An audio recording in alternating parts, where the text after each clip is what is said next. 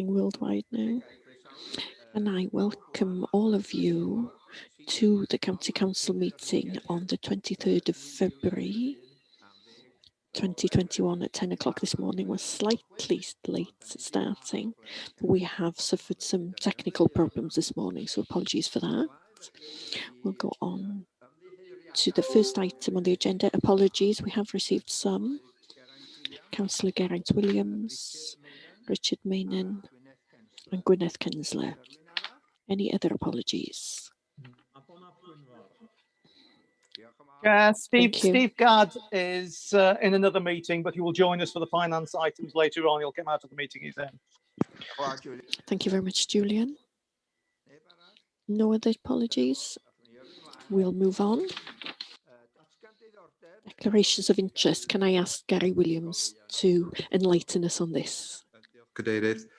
Thank you, Chair. Aware of the requirement under the Council's Code of Conduct to declare any personal or prejudicial interests in respect of any business to be considered at today's meeting. Such interest should be declared now, or as soon as the councillor affected becomes aware that they have a personal or prejudicial interest in today's business. All members declaring an interest are required to state clearly what the interest is and to advise whether it's a personal interest or a personal and prejudicial interest as defined in the Code of Conduct. Any member declaring a prejudicial interest is required to leave the chamber for the duration of the business and can take no part in the proceedings. Members with a personal interest only may take part in the debate and any vote. If a personal or personal and prejudicial interest is declared today that has not previously been disclosed and recorded, the councillor concerned will be required to complete a declaration of interest form, which is available from Democratic Services.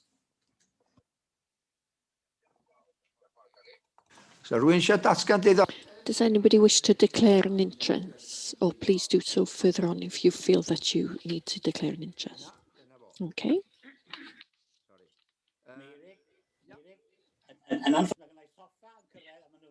Unfortunately, I've got a city coming, so I might have to pop out and then rejoin.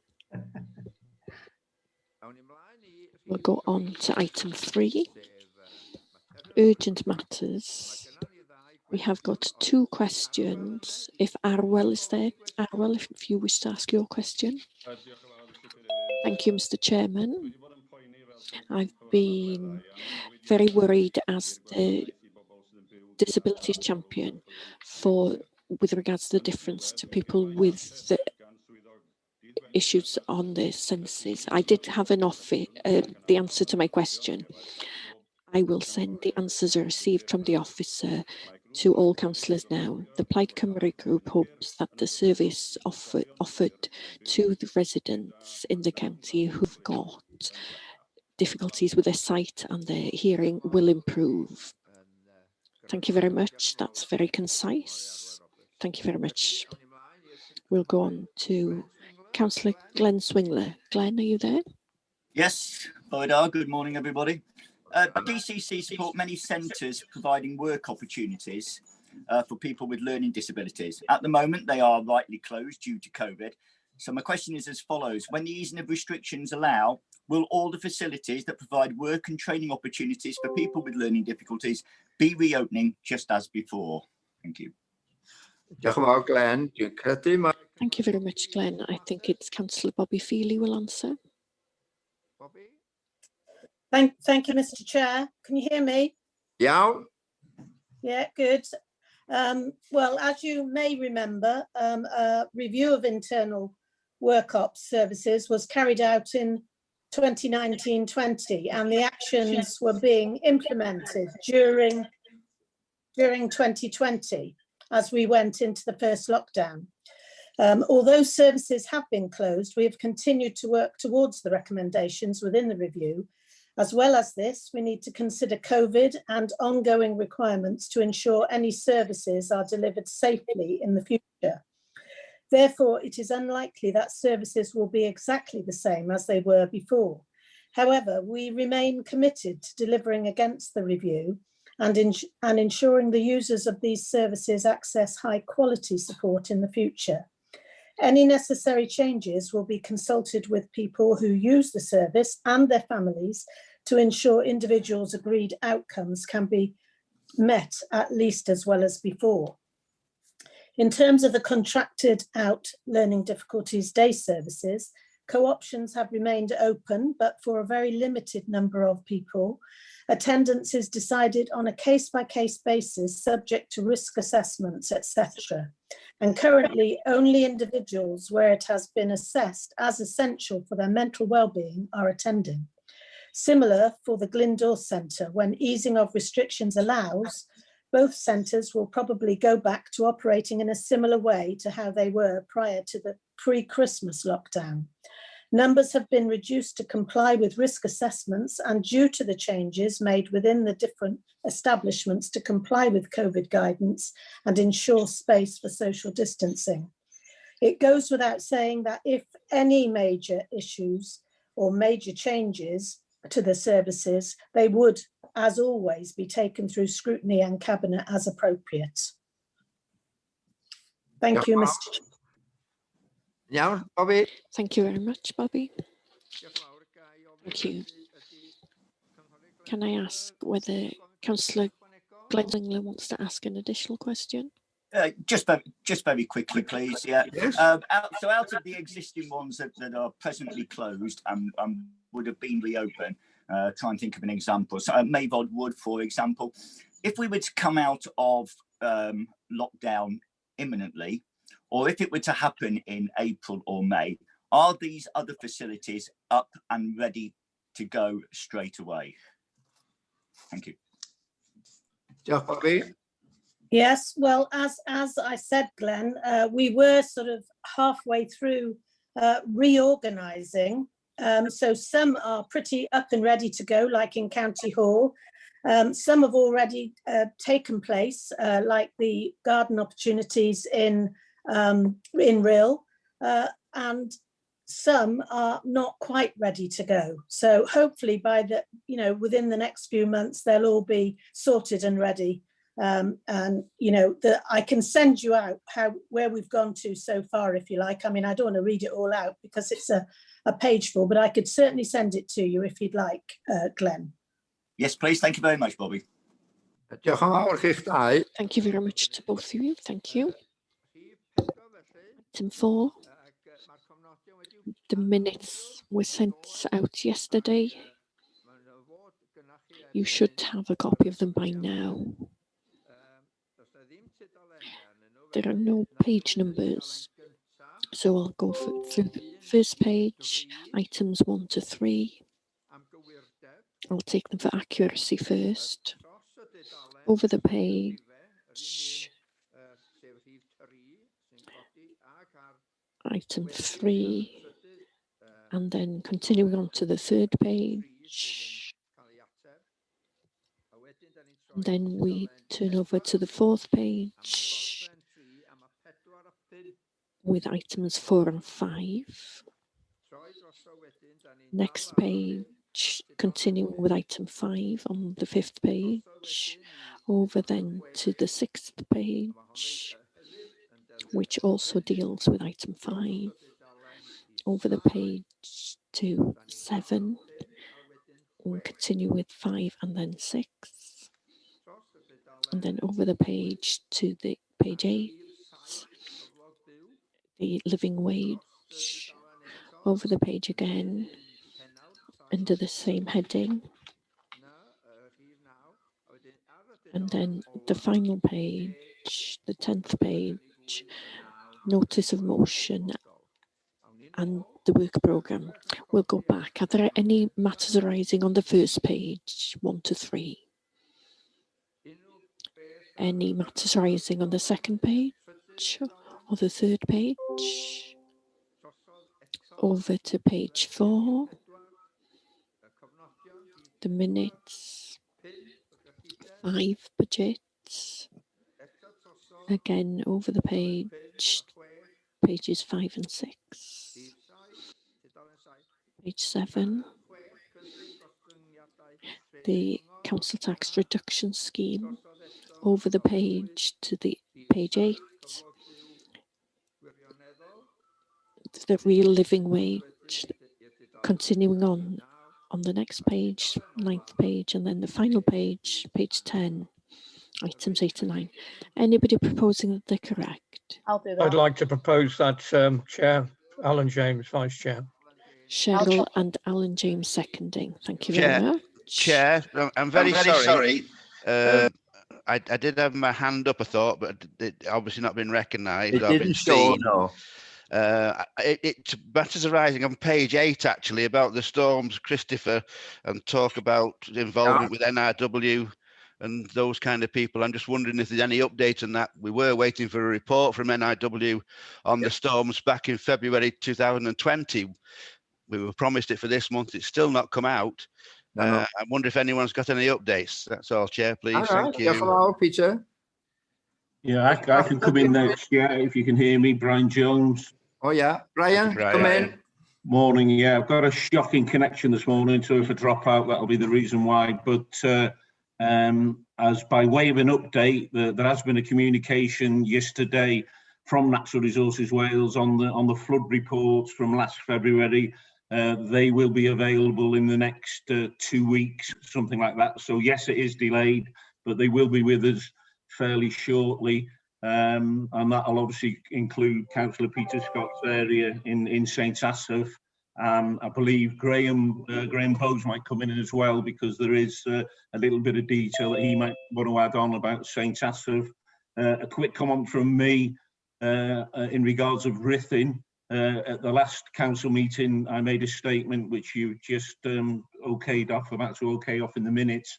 And in respect of Ruthin, Natural Resources Wales have done some interim work there on where the river breached the banks. And that's good that that's happened. It started last week, it's ongoing this week. And I believe there's a commitment from Natural Resources Wales in that area of Ruthin where they unfortunately had the floods, that there will be a permanent solution put into the defences sometime round about the autumn.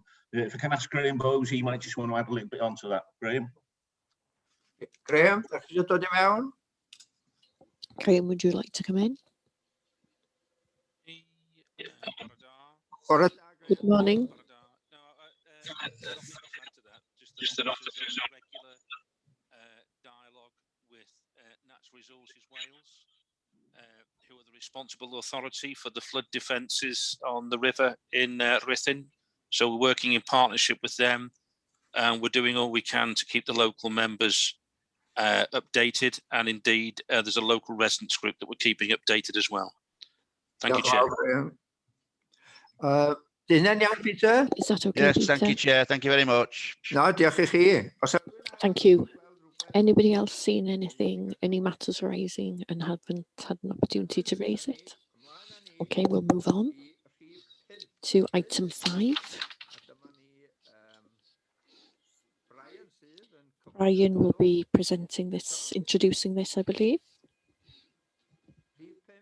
Item 5, Brian. Yeah, can you hear me, Chair? Yes, just about, yeah.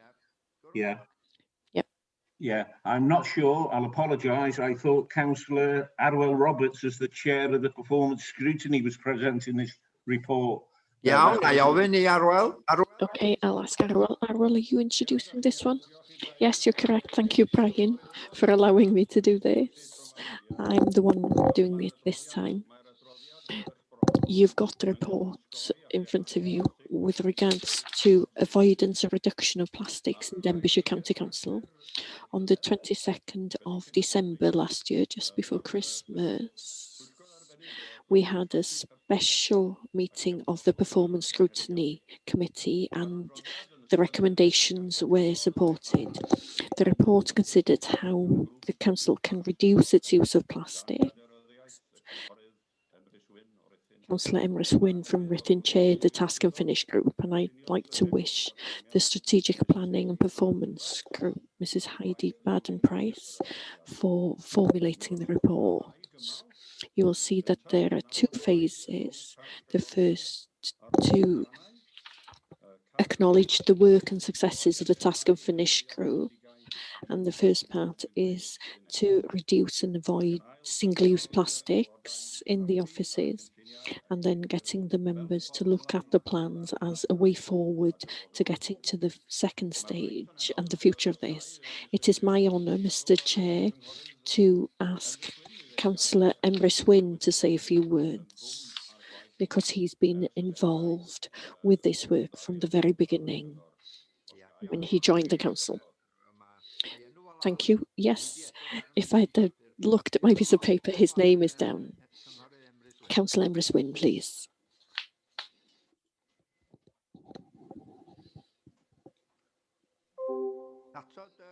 If you could put your microphone on, please. That's it.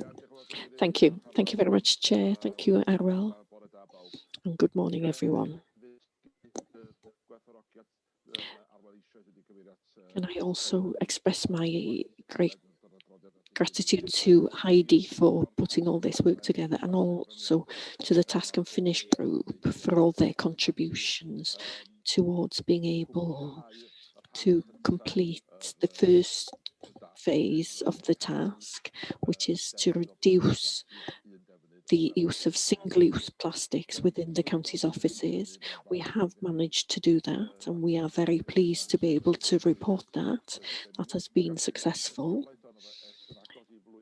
We haven't been able to see the evidence for about a year because we're not able to meet in the offices at the moment. But when we do return, hopefully we will see with our own eyes the changes and what's available for us as councillors, and the other changes. There have been other changes that we won't be so visible to us in the offices. Then the second phase is to get rid of plastics in the catering service, and that was much more challenging than the first task. And we were very aware, after receiving the permission of the council to continue for an additional year, we knew that it would be a challenging task. Unfortunately, due to the restrictions, we've had to pause with that because during this time of crisis, the use of single-use plastic has certainly remained static within school catering, if not increased. That is public information, because the safety involved with serving food has also increased because of COVID-19. And we've always said we don't subject to plastic. It is useful in the right places, and we must acknowledge when we have crises like this that plastic comes into its own, and the strength of plastic becomes apparent then, because it is very easy to keep it clean and hygienic. And that's why we allow single-use plastic within medical and social services and those areas. The Task and Finish group has come to an end now, but I hope it may be able to be resurrected as we look at other departments in the council, maybe where we can tackle with the problem of single-use plastics within Denbighshire, for example. I know that there are further discussions to be had about monitoring of this over the forthcoming years. Thank you very much, both of you, for that excellent introduction. Has anybody got a question for them? Or would you like to turn to the recommendations, which are on page 8, under heading 3? Oh, thank you, Matthew. Glenn wants to come in. Glenn, da chi eisiau dod I mewn? Glenn, Yes, do you wish to come in? Yes, please. It would be an interesting to see with the county buildings having been closed for the last few months, and also a lot of the schools being shut. How much plastic waste has been not, you know, how much plastic has not been used in that time? What have we saved in terms of plastic, single-use plastic waste over that time? I don't know if that's something that somebody would be able to do, just to give us an idea.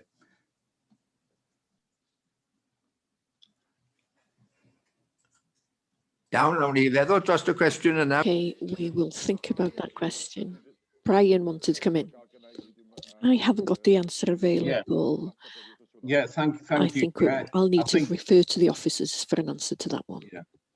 Thank you, Chair. I haven't got the scientific answer on Councillor Swindler's question there, but as an overall comment, the amount of waste that we've been generating as an authority during COVID has increased, and it's increased significantly. So by way of that comment, I would assume that the single-use plastic will have increased as well. But as you've said, Chair, you would need to ask officers to come up with the fact figures on that. I did have my hand raised. All I wanted to say to Councillor Emrys Wynne, the chair of the Task and Plastic Finish Group, is that as the lead member, if he feels the need, the door is always open in the last 12 months of this council, if he would like to come and discuss with me any issues around single-use plastic, which we can take forward to officers and beyond. So I'd just like to put that on the record this morning here. Thank you, Chair. Diolch fawr iawn, Brian. Thank you very much, Brian. Anyone else?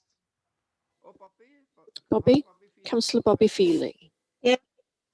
Thank you, Chair. Similar to Glenn, presumably the plastics group has, I notice, you know, the reduction in plastics and so on relates to DLL. Perhaps I should declare an interest, Gary, if you're listening, sorry. Declare an interest. Councillor Feely, I'm always listening. Even if it looks like I'm not. I presume this has been thoroughly discussed with Jamie Groves, the Managing Director of DLL, as he's mentioned in dispatches there. Now, Gary, eisiau ymateb? Yeah, so Gary, do you wish to respond? in terms of the interest issue, yes, it's a personal interest only because you're appointed to the board of the company by the council and therefore you're exempted from having any form of prejudicial interest. Iawn, Bobby? Yes, I'm not in the plastics industry. Iawn, rhywun arall? Anyone else? If there's no one else, can I please ask one of you to post the recommendations on page 8? Who's going to present those? Arwel? I have read them previously. I will present them again.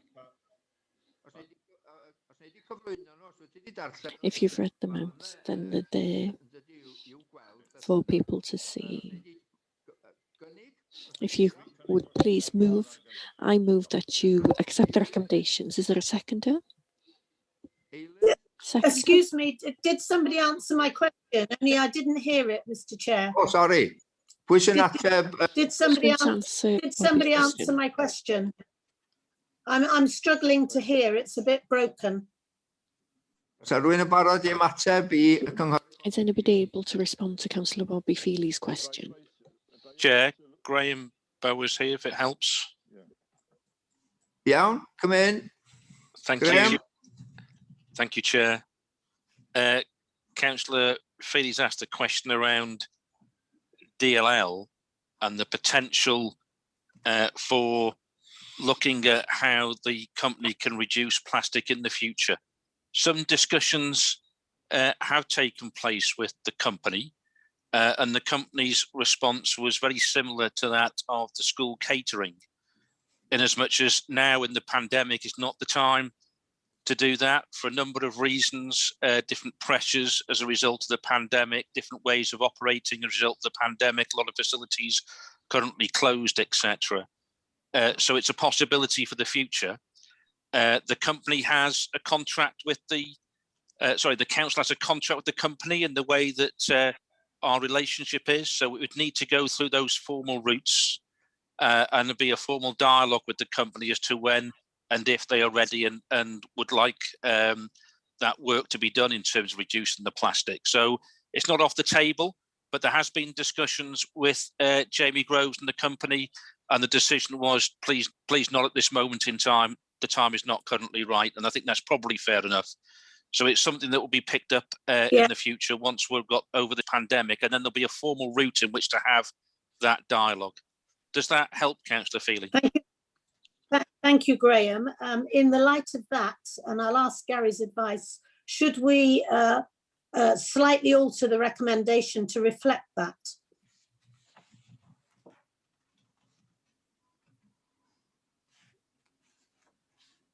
Gary. I'm not sure that the recommendation necessarily needs to be amended.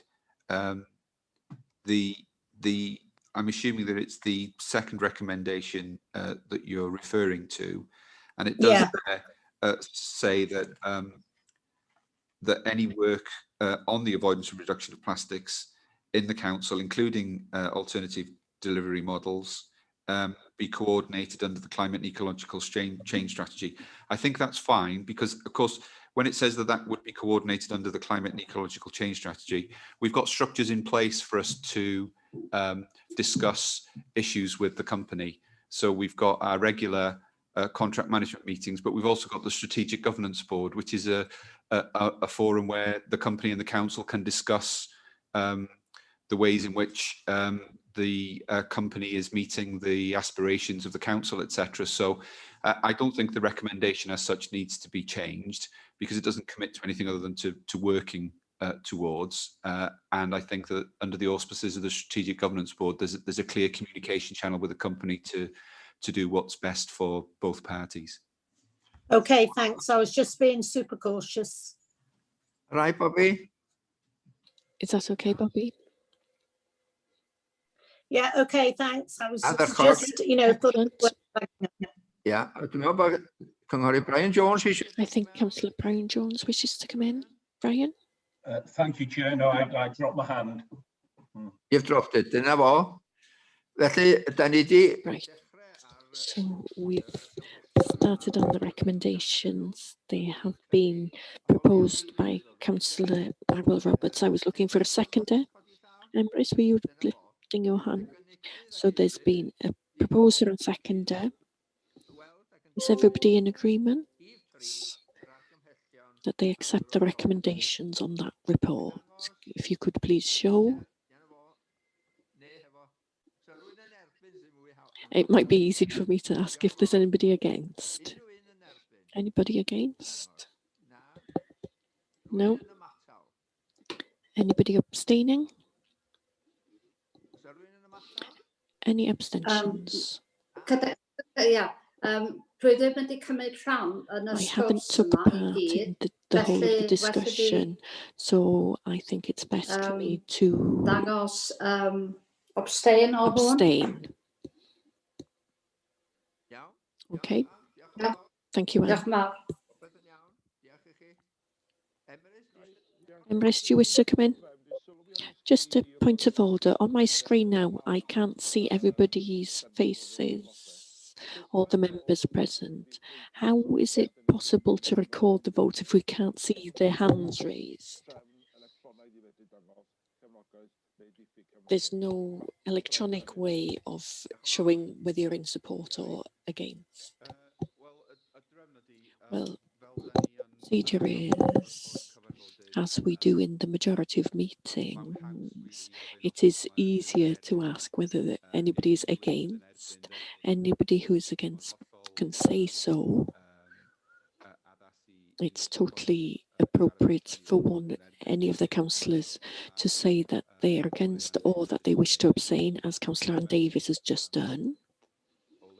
I think at least on the screen that I see at least half the council members. And I think if the chair asks that if anybody is against, I think that is acceptable.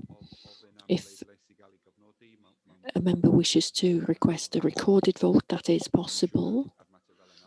I'm not sure about on a matter like this, it's up to the members. But I think the chair has followed correct procedure this morning. I didn't intend to suspect or cast doubt. It was just a technical matter. So we take it for granted if there's no response to the question that they agree with what is voted on. Once it's been proposed and seconded, I think it's totally appropriate just for us to proceed. Thank you, Emrys.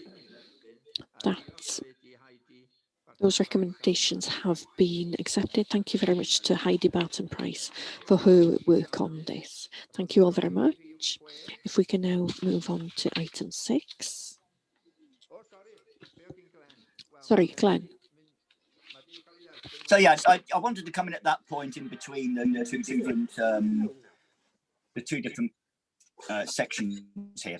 I attend many Zoom meetings where we are able to vote electronically. I was just wondering why County Council doesn't have that facility. Iawn, awn ni ofyn. Okay, we will ask the question. I'm advised we don't have a votes facility at the moment on the system that we've got. Iawn, Glenn. Is that okay, Glenn? Thank you. We'll move on to item 6, Helen Vaughan Evans. Brian, are you introducing this? Am I correct this time? That's correct, Chair. I will introduce this, and just as an observation, I haven't got my camera on. I'm not being disrespectful. I don't want to lose connection halfway through. So drosodd yn well heb y llun. Thank you, Chair. So it comes over better without the video. Yeah. So next item on the agenda then is Denbighshire County Council's Climate and Ecological Change Strategy 2021 through to 2029. With me this morning, you've already mentioned a name, Helen Vaughan Evans. She's been the lead officer.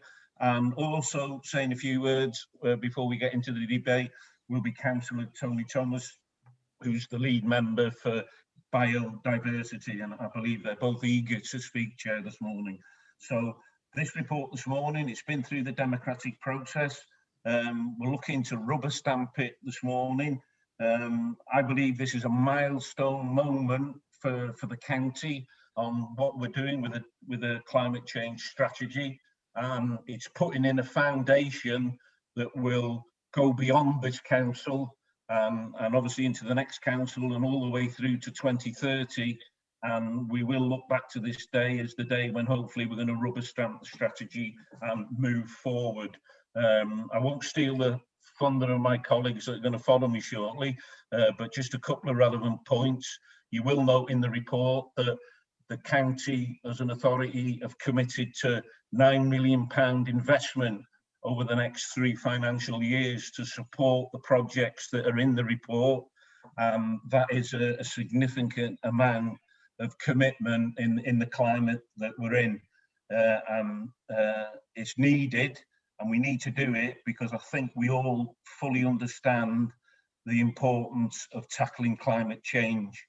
And I think that we're moving into a new era now, coming out of COVID, where we'll see an even bigger push to fall in line with climate change and everything that we can do locally and what's happening UK-wise and globally to ensure that we ultimately save the planet. So it's exciting times, but I suppose we need that element of caution on the funding that we don't overstretch here in Denbighshire. So it is a significant moment. I hope you agree with that, but we're hopefully going to rubber stamp this strategy this morning. There's 1 or 2 other things that I wanted to mention before we move on. I think it's important to stress the point that within the document that there is the governance arrangements to keep in touch, to track, look for the key performance indicators on how this strategy is progressing through to 2029. I know we won't all be here in 2029, but I wanted to make the point that the governance arrangements and the mechanisms are in this report, and that's a very important thing that should have been included and is in fact is included. So that is enough from me. So I'll now hand over to Councillor Tony Thomas, who will do a brief introduction on his biodiversity portfolio, and then Helen Vaughan-Evans will come in after Tony. Thank you, Chair. Tony? Yeah, thank you, Chair.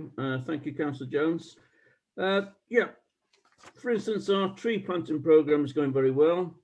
The question of tree to do that. We now have a full-time Tony, before the camera. Tony, if you could please switch off the camera. Yeah, thank you. Okay. Can you hear me better now, Chair? Yeah. Okay. Right. I was saying the tree planting programme is going well.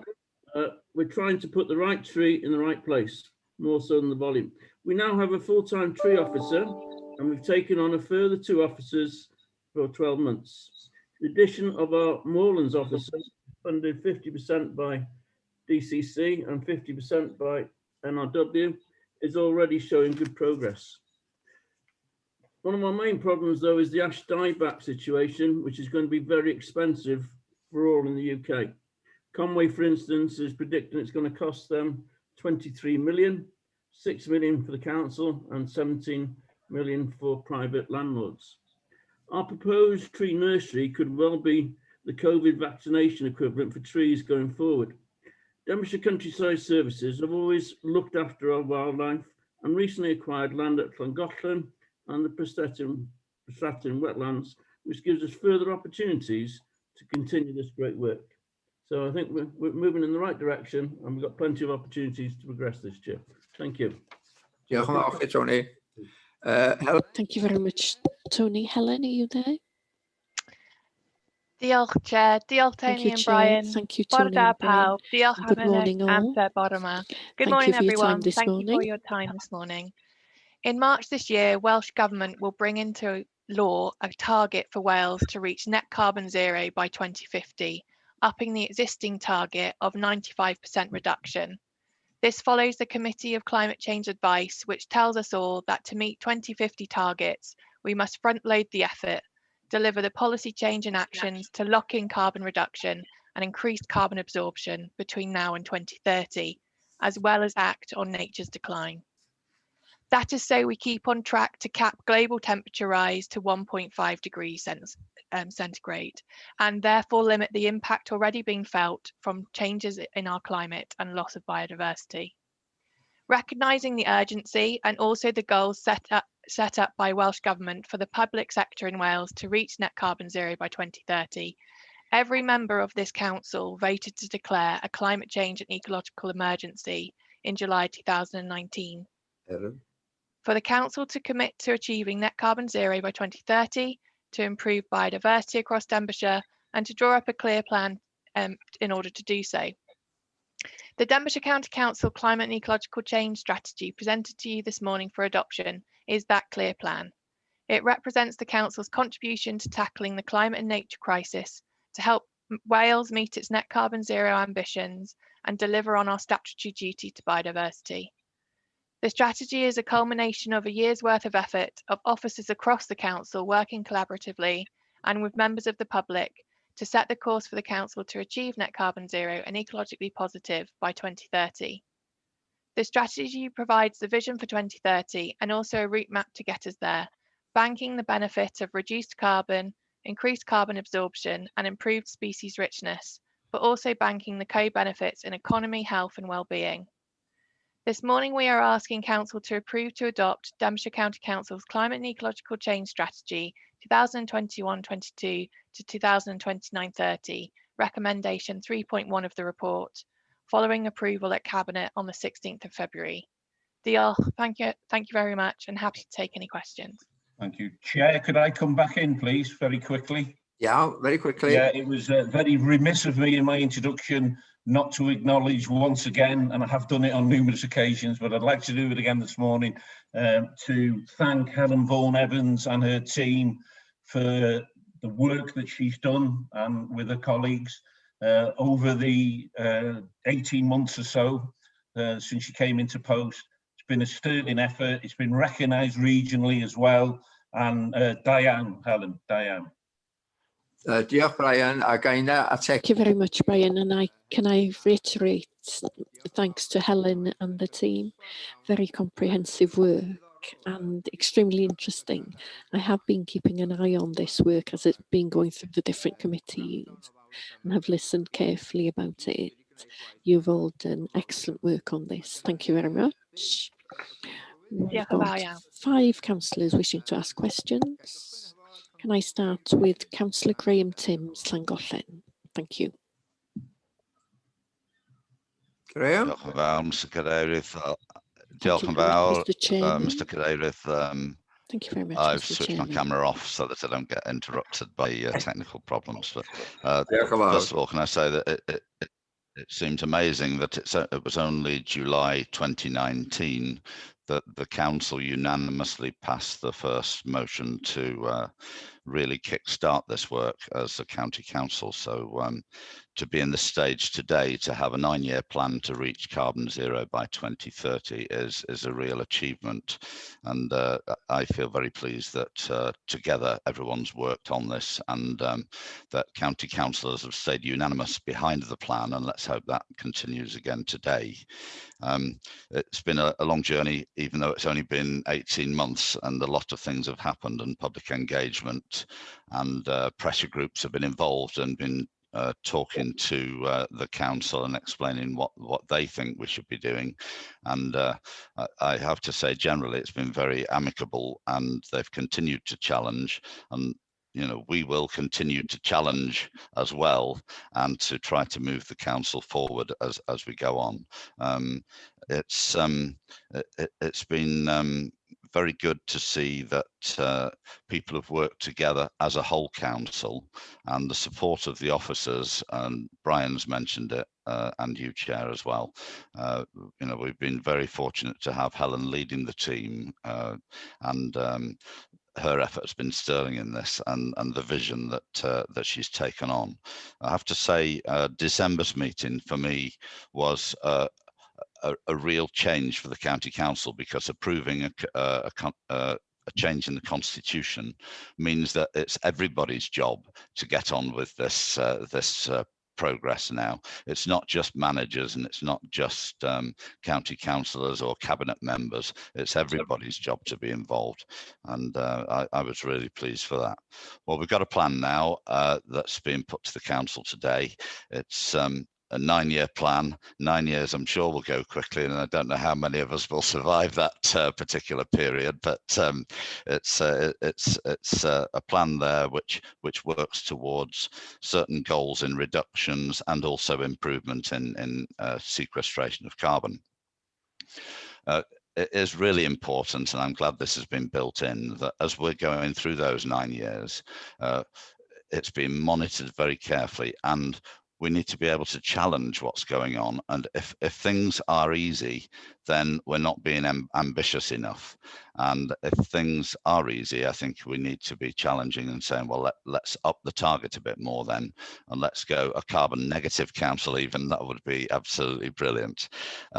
So I do hope the council will approve this unanimously, because that would just show that we are really working together to tackle a really major problem. Diolch yn fawr, Mr Cadeirydd. Yeah, diolch yn fawr. If I can jump in there, Chair, as the lead, before you move on to the members, I think it is worth mentioning from a political point of view, Councillor Timms has briefly mentioned it, that we have worked together.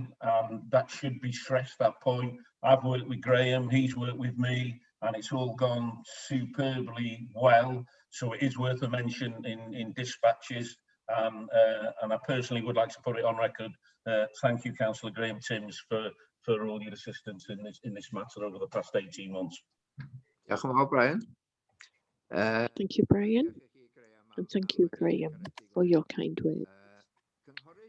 Councillor Julian Thompson-Hill. Thank you. Yep, thank you, Chair. All I just wanted to comment on, because Brian did touch upon it in his introduction, was in relation to the funding of this. This is obviously entirely the right thing to do, and I fully support the strategy being adopted.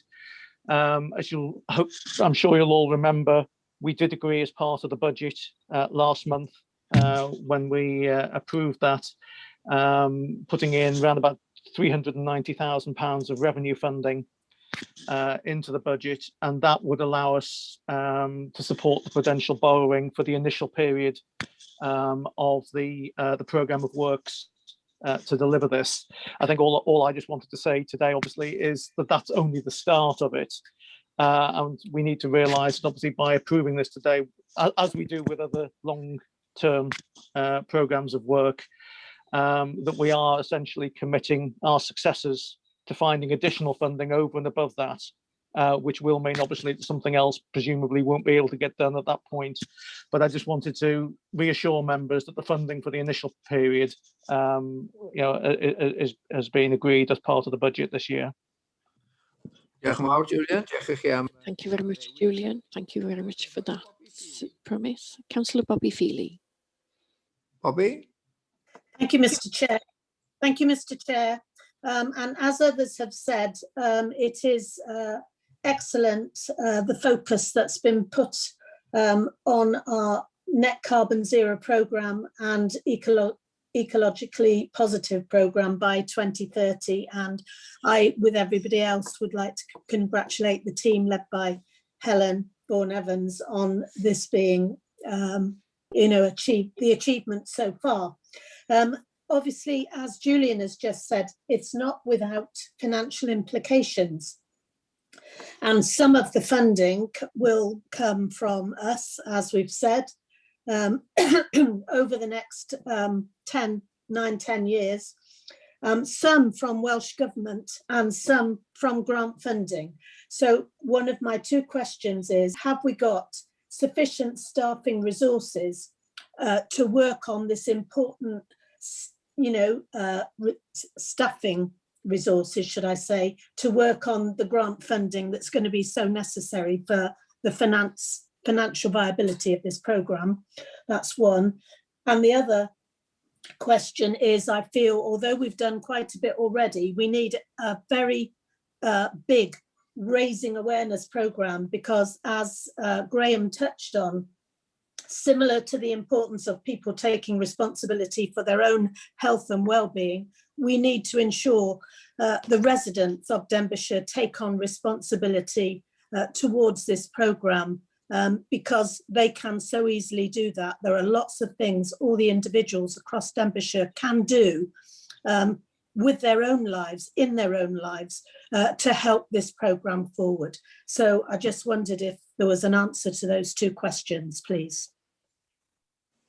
Yeah, are you happy with that, Helen? Yeah, I can take them, Brian. That's fine. Diolch yn fawr, Bobby. So if I take your second question, so the strategy does recognise the influence the council can make over the geographical space of Denbighshire in relation to reducing carbon, increasing carbon absorption and improving biodiversity, whilst we recognise that the targets are council specific. So in the strategy there's the action particularly looking at schools, residents, businesses and landowners having a programme of initiatives around raising awareness, sharing, learning to encourage everyone to do the right thing. We talked about this at the last Climate Change and Ecological Emergency Working Group, as you know, and there's actually, I think it was January's, apologies, that we talked about it. I've got a member of staff. Struggling to hear Helen. Helen, you keep breaking up. For me, I don't know whether it's the same for everybody else. I'll turn off my video. Have you got a button you can press? I've turned off my video. I hope that's better. I was just saying, is that better? Indeed, Helen. Yeah. So I was just saying, Bobby, that there is a piece of work being undertaken currently by Liz Wilcox-Jones, Climate Change Project Manager, around a comms and behaviour change programme for next financial year 21-22.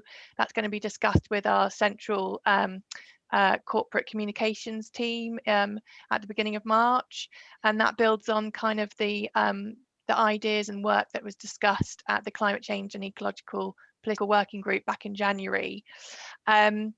Regarding the first question, sufficient staffing resources, grant funding viability, I think you make a sound observation. To secure grant funding requires effort to coordinate and to submit a really strong application. That is part of the mix of the Climate and Ecological Change Programme Office, which will be myself and 2 other officers. We can always have more, but I think for now, for this first 3-year period, I think we're doing okay. We've sort of, with Budget Board, thought about staffing required within service as well, and we'll continue looking at that, and each year sort of assess what's needed and put plans to Budget Board and to Cabinet and Council through the budget setting process. But today, as we stand for 21-22, I think we're in a good stead, and we're already seeing that Welsh Government in particular are aligning a lot of grant funding, not specifically about climate change, with the green agenda. So we're in a good place if members are minded to approve the strategy today, to sort of actively have those conversations with Welsh Government and others around attracting external funding. Diolch yn fawr. Diolch Helen. Thank you. Thank you, Helen. Is that okay? Thank you. Councillor Bobby Feely? Thank you. We'll go on to Councillor Errol Williams. Welcome back. Errol. Thank you, Mr. Chairman. I'll switch my camera off as well. There's one question that I'd like to ask. The word wetlands was used. Can I have assurance that there'll be no tree planting any wetlands? That's been happening very often in this area. They're planting trees in these wetlands, and these stop the water from going down to the lower places, so it's counterproductive. We need to try to ensure that the water stays up there. So can I have assurance that there are no tree planting proposed for wetlands? The trees aren't planted on bogs. I'd like assurance about that, please. Thank you, Errol. Helen, would you like to answer that one? Oes 'na ymateb? Is there a response? Certainly, Chair. Sorry, I was trying to find my unmute button. 2020-21 challenge. Diolch yn fawr, Errol. So this is what's quite unique, I think, about this council and your emergency declaration made in 2019, and how we're approaching this, that you've tied the 2 agendas together appropriately. So you've tied tackling climate change, but also nature's decline. So it's net carbon zero and ecologically positive. What that means is that we hope to never be in that position, Errol, where we're causing harm to a habitat of importance for the benefit of carbon reduction, i.e. Planting of trees. So I think we've put the safeguards in place to avoid that happening. And what we're wanting to do is maximise on any co-benefits. So if there can be tree planting, appropriate tree planting on appropriate land, which also reduces the risk of flooding downstream, then we will do, but not to the detriment of an ecologically sensitive or important landscape. Thus the 2 priorities, net carbon zero and ecologically positive by 2030. Diolch yn fawr. Diolch, Helen. you, Helen. I get the ecological and things like that, but I would like the environmental agency, whoever is responsible for flooding, to say that getting rid of a bog area will not create a detriment before any planting is done. It's been done around this area, and Llanteglan Moors and places like that, where trees have been planted on bogs. And there was a programme on S4C last week or the week before, where they were uplifting these trees up, which they had planted, and it was creating a big, it would stop the retention of water. And the retention of water is a big issue in climate change. Thank you very much, Errol. Councillor Emrys Wynne is the next one. Thank you, Chair. Thank you for letting me come in straight after Errol. I'd also like to refer to this without repeating what was said. We must remember that the wetlands have got the ability to absorb the very heavy rains, and we appear to be having them more regularly these days. So these highland wetlands can affect what's happening further downstream and down the valleys. And very often water runs downwards, as we've seen in Ruthin. We see them, that the water comes to the lowest point in the valleys. And can I add this point, and this is why I wanted to speak. I and another member, John Butterfield, attended a course recently on carbon literacy. Can I thank the County Council for organising this training for us? It was excellent. It was an excellent course. I took 2 half-day sessions. If there's another opportunity, I would encourage all members to attend. It was so educational for me, and it was referring to the wetlands and trees. It's a balance in the end, but it's essential that we protect our uplands so that we can also protect further downstream. Thank you, Emrys. Councillor Martin Holland. Martin. Thank you, Mr. Chairman. Okay, can I just add my thanks to Helen and her team, because this is an excellent report, and I must admit it's one of the most comprehensive I've read. It does bring home, a lot of the issues that we're facing. It still doesn't, unfortunately, sort of cover the elephant in the room, which of course is the population growth around the world, which is part of the problem in relation to, loss of habitat and loss of other animal groups. But that's not for us to decide, sadly. That's for people a bit further up the political hierarchy to look at that issue. And certainly as United Nations, we should be doing that. Just a couple of quick questions, if I may. As far as local development plans are concerned, will we be changing our policy in relation to the number of houses that we expect to be built in developments to allow a little bit more green space and for the planting of trees? On the enforcement side, we often make conditions in our planning applications to say that trees and shrubbery and things should be planted. Are we going to check that in future to make sure that that's complied with? Just as a matter of interest, actually in the report, one thing I did notice was Himalayan balsam, a picture of Himalayan balsam in the document.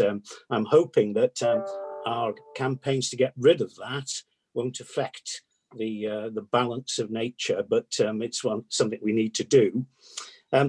Are we going to work to, my third question is, are we going to be working with felling, NRW, in relation to tree felling licenses?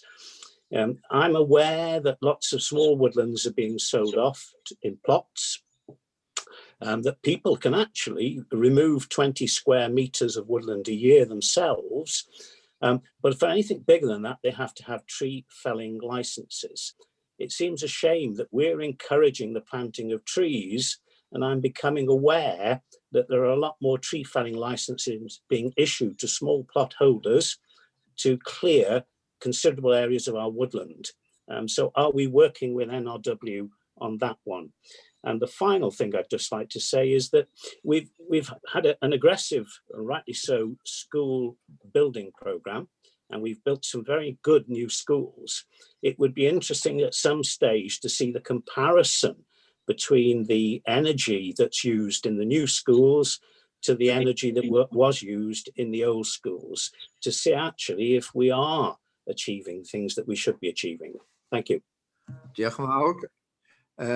Dwi'n gwybod ydy Glenn. Thank you. I don't know whether Glenn wishes to come in with a quick question now. Yes, please. Firstly, let me thank Helen for phoning me yesterday and also for the email, but there's been some confusion over where borders lie with Upper Denby and where the corporate plan specifically states West Rill and Upper Denby for planting trees. Now, I'm a great believer in planting trees wherever there's a gap to put a tree.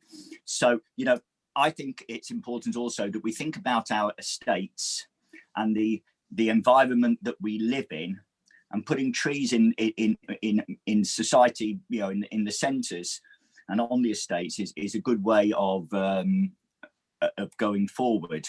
I'd like to thank Gary Davies also from Countryside Services, who's offered to go for a walk around the ward. Now, we have done that before, and as restrictions are still in place, I don't think it's appropriate that I meet up at the moment, but certainly in the future we can go round again if Gary Davies gets to hear about this. So, it's great work that's going on. Helen's got some great ideas around forests and mini forests. I don't know if she wants to explain that to council, but I'll leave that there. Thank you. Thank you very much. We'll ask for responses to you too. Helen, is it you answering these? Happy to answer, Chair. Diolch yn fawr, Emrys. I'm really pleased that you've enjoyed the carbon literacy training course. Just to let members know that there are places still available for courses happening in March, and I believe you've been sent emails from fellow councillors with that link. Happy to send that again to councillors if you so wish. So thank you very much, Emrys. Martin, thank you again for your kind words. Regarding LDP changes, I'm not sure if Councillor Mark Young wishes to come in. I've been attending a strategic planning group which Mark chairs, and they received a paper just last week, I think, showing the various places which the new LDP could consider changes to address this topic. I won't say any more because I'm sure Mark will want to say more. Enforcement, yes, absolutely a good point. Again, we're working with Paul Mead within planning on this strategy, and I'm going to their management team just to see what they can do next financial year within their service business plan relating to this strategy. Himalayan balsam photo, those photos used are just to give an indication of what the habitats look like for people that aren't experts, but we don't want to be promoting anything that's non-native, so I will look at that, Martin, and just see if we can pick a different photo. Natural Resource Wales tree felling licence. We are wanting to work with Natural Resource Wales. We had a member of Natural Resource Wales come and present to the Climate Change and Ecological Emergency Working Group. There's a good connection there that we'll build on. The tree felling issue, I think you raised, Martin, at the last working group meeting, and also it was raised just to work collaboratively with Natural Resource Wales on our tree planting plans as well. So that's something that we will be doing. And I think that was all of the questions, Chair. Thank you. All right, Martin. Hello. Yeah. Yeah, I'll ask Mark Young in the mewn. Diolch yn fawr, Chair. I've turned my camera off. Hopefully you can hear me, everyone. Yeah, so thanks for that, Helen, and the question, Martin. So as lead member and with the support of the SPG committee, We are keen to make our new LDP as green as possible for our residents and wildlife across Denbighshire. And I believe with the continued support of members, officers, we can achieve our ambition, having one of the greenest LDPs in Wales.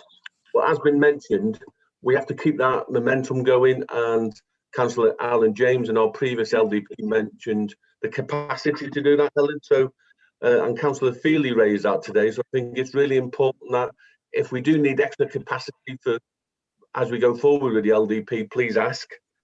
And I think it's really important that we've got this knowledge base, and you've seen off the report, Helen, in the last SPG, the quality and the knowledge of officers, which is fantastic. But Welsh Government have announced another 270 million for making our town centres greener.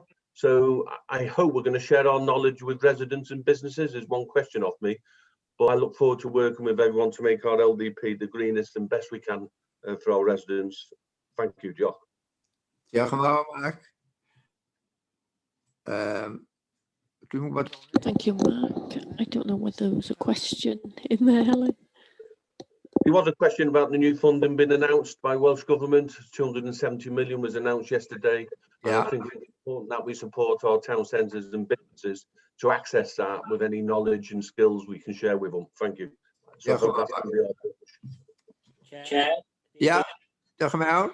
Just one comment, and it says the Welsh Government's giving them money. Most of this European money in the rural community for diversification and environmental concerns was originally farmers' money. So let's never forget that, okay? Because it was the farmers' subsidies or whatever. That was where all that money for most of the environmental projects has come from. So it's the farmers that have funded the projects really by now. Sorry, I need to get that in. Thank you very much, Errol. It is information, isn't it? Can I move on? We've got two further councillors, Councillor Emrys Wynne and Councillor Hugh Evans. No, Emrys, okay. We'll go straight to the leader, Councillor Hugh Evans. Thank you, Merrick. My question has been answered with regards to how we're going to promote this with people outside of the county, especially the public, the private sector, and the expectations from them. We have shown that we're leading on this within the authority, but there's a much wider picture than that, isn't there, in the county? Also, just to inform members, I've sent a letter to the chair of the North Wales Economic Ambition Board, asking them to discuss this at the next board meeting, hopefully, just to understand the investments that are going to happen in the region, and that this agenda is discussed and there's an understanding of what this looks like. Maybe a question at the end of this, Mary. What Graham Timms referred to, how can we as members have some sort of assurance? Can we have assurance that this is evaluated and monitored on a regular basis by services? We know that today is the start of the journey, and it's going to be a long journey, challenging financially, but we need to know how we're going to measure how services have responded and how this is being monitored. Thank you, Hugh. Helen, are you willing to respond? Yes, yeah, diolch, Hugh. So in terms of the approach we've taken, the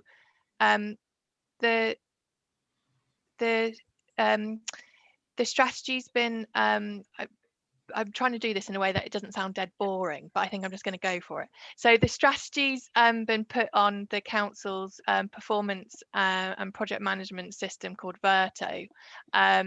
So all of the actions that are listed in the policy changes and within those sections around what we're going to do to reduce carbon from waste, etc., all of those are individual actions that are now on our council's performance and project management system. That system also is used for service business plans, and it's also used for your performance management. So all the reports that you get quarterly into scrutiny, into cabinet and into council, the integrated performance management of the council reports that you get, which often are presented by Yolo, that will all feature the targets within this document to reduce carbon from the various sources, to increase carbon absorption from grassland and woodland, and to improve species richness. You will see that integrated within those reports. Services it's all gone into service business plans, and then there's sort of a negotiation of what they're able to deliver next financial year and beyond. You can see that the strategies in 3-year blocks, so not everything has to be delivered or can be delivered from the 1st of April over next financial year, but you've got kind of stuff that you want to deliver earlier and things that can wait to the middle 3 years and the end 3 years.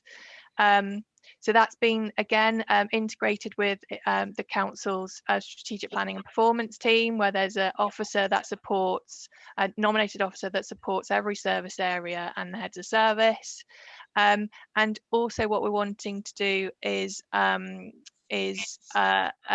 back to full council with an annual report linking back to your emergency declaration and progress made to the strategy and things we're looking at in the future.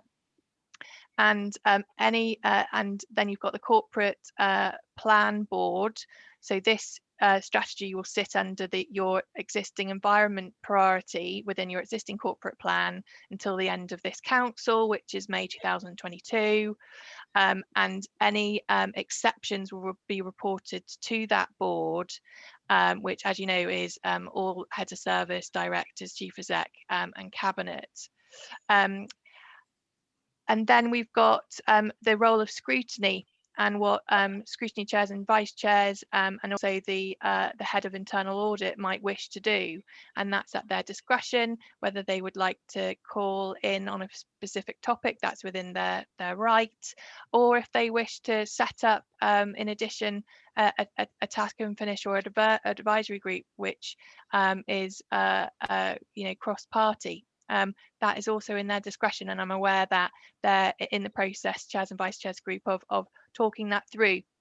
So I feel like it's been integrated, as well as given a bit of a standalone focus as well.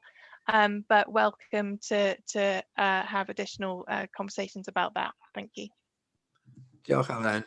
Ydy hynny'n ymateb yn iawn? Thank you, Helen. Is that an acceptable response? Thank you, Mary. Yes, that wasn't boring at all. It was very interesting.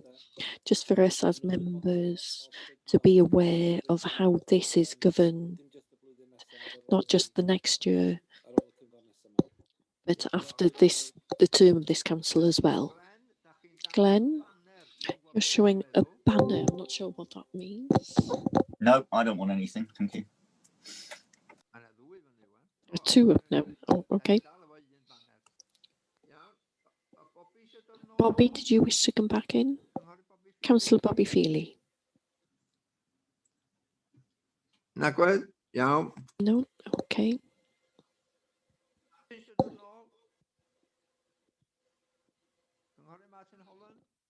Councillor Martin Holland, do you wish to come back? No. No, thank you, Chair. We're ready to go to the recommendations. Brian, are you going to propose the recommendations? Yeah, no problem. Just before I read them out, if I could slip it in very quickly, the carbon literacy training for members has been mentioned. It's been an over 90% uptake, so that's good news. That needs another brief area in there, which I've just given it. So on to the recommendations at 3.1, that the council approved to adopt the Denbighshire County Council's climate and ecological change strategy for 2021-22 through to 2029-30, and 3.2, that the council confirms that it has read, understood and taken account of the wellbeing impact assessment at Appendix A.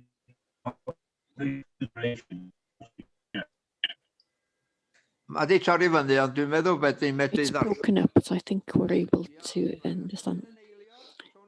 Is there a seconder?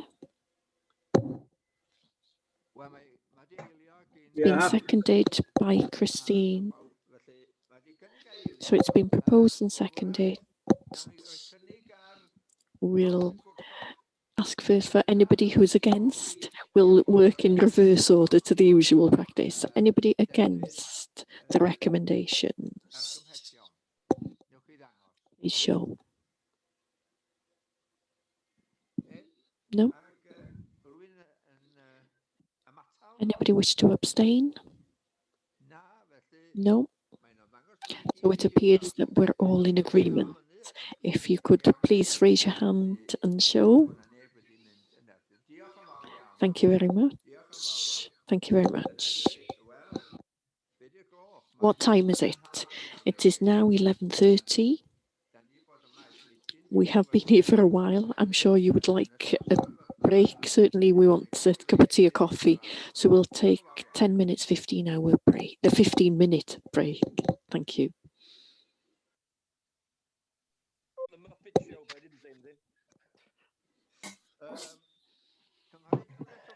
Councillor Julian Thompson-Hill will be introducing item 7. Can I ask you please to introduce this? Councillor Julian Thompson-Hill, please. Yes, thank you very much, Chair. You'll all, of course, remember that we approved at our last meeting and adopted, the minutes were adopted earlier, the Denbighshire County Council element of council tax for the forthcoming 12-month period. This paper, as I'm sure you'll be aware from previous years, is the one where we have to do it in a set format in order to legally be able to issue the council tax bills. And this report includes the elements from the other two parties that contribute to the council tax bill, namely the City, Town and Community Council precept and the precept from the Police and Crime Commissioner's Office. Just to very quickly take you through the detail of the report, which is contained in Appendix A, I think it is, or one or the other. Appendix A. So that the first section gives us the background to the decisions that we took at the last meeting. I'll ask Steve to come in after I've finished because he has to go through some formal pronouncements to say that he believes that everything is deliverable and legal. And then we go into the detail of the report. So section 2 gives the schedule of each town and community council precept for last year and the coming year. Section 3 details how the actual calculations are brought about, which resulted in the final figure in G, which is the base council tax figure. So then in section 4, we add the band D Denbighshire element, which we just talked about, to each of the individual community council, town and community council precepts. Section 5 then deals with the Police and Crime Commissioner precept, which, as you'll see there, is just under £12.4 million for the coming year, and you'll see the impact of that on the various valuation bands. And then we come to section 6 of the report, which basically adds all the three elements together, and that's contained within Appendix C to your pack. We then finally go on to section 7, which is the treatment of a number of prescribed classes of dwellings under the regulations, all of which are set out there for you. And then we come to the formal recommendations that we actually have to come to. So as I say, it is a bit of a procedural one, this one, but we can't actually send the council tax bills out unless we've been through this process and we do the recommendations which are in the report in the prescribed format. So that essentially is all we're actually voting on today, nothing to do with our elements of anything. It's to be able to legally send out council tax bills to the various council taxpayers throughout the county. So I'll hand over now to Steve, because as I say, he needs to give some formal assurances to you about the budget. And then if there are any questions, I'm sure we'll take those then before I move on to the recommendations. Steve? Thank you, Julian. Thank you, Steve. I mean, the formal section 151 officer statements included at appendix A 1.2. Just above that in 1.1, it just has a summary of the budget proposals that were approved by Cabinet and then yourselves in January. And that's what my statement is really about. It's saying that with this council tax level, you know, I can recommend that the funding will be sufficient for the next 12 months, starting from April the 1st. There's two elements that's about the robust budget estimate, and that's very much around you know, I believe at this stage we've taken into consideration all those things that I can, you know, realistically be expected to predict. Obviously, last financial year saw something that was totally unexceptional, and those things, you know, obviously can't be taken into account. But really, it's around things like pay awards and things like that, inflation. Pressures around social care, things like that, that I believe that the budget that the council tax is based on is robust. Adequacy of reserves. Now, fortunately, because of the help we've received from Welsh Government this financial year to cover the impact of coronavirus, the pandemic, which currently stands at about 16 million help for the council itself, not including anything to do with the funding that we've passed over to businesses and things like that. Specifically to help the council budget, we've managed to maintain our base level reserves and specific reserves for things like winter maintenance, unusual weather events and things like that. Our level of reserves, I think, is prudent, and yeah, I fully recommend this report. So over to you, Steve. I think we heard most of that. You were cutting up a little bit, breaking up a bit at the end. I think we got the message clear enough, though. Thank you very much. I have got a question. Can I ask Councillor Paul Penlington, please? Thank you, Chair. Before I've got some points to make, but I'd just like to say Julian started this item by saying we approved a council tax rise of 3.8% in January. I'd just like to point out that the Plaid Cymru Group didn't approve it, and the Plaid Cymru Group were also the only people to speak on the item and ask any questions on the item in January. But that was just in response to what Julian just said. The points I'd like to make today are: an audit report in January slammed the council's handling of the contracts and finances of the demolition and development of the Queen's Building in Rhyl. That project has only just begun, but is already 57% over budget, and costs are likely to continue spiralling, all despite an additional £1.5 million being generously granted to it last September by the Cabinet. Coincidentally, this 3.8% council tax rise we're talking about right now will raise £1.5 million needed to meet our budget shortfall. The wellbeing assessment presented to us in January stated residents of Denbighshire hadn't been consulted with regard to this council tax rise. The average income in Denbighshire is around about £24,000. Many, of course, will be on a lot less than that. People on an average income will now work around 1 month just to pay their council tax. Is that in order to fund an unwanted, unasked for, out of control white elephant in Rhyl? And do you believe that our residents' needs and wishes are being properly met and considered?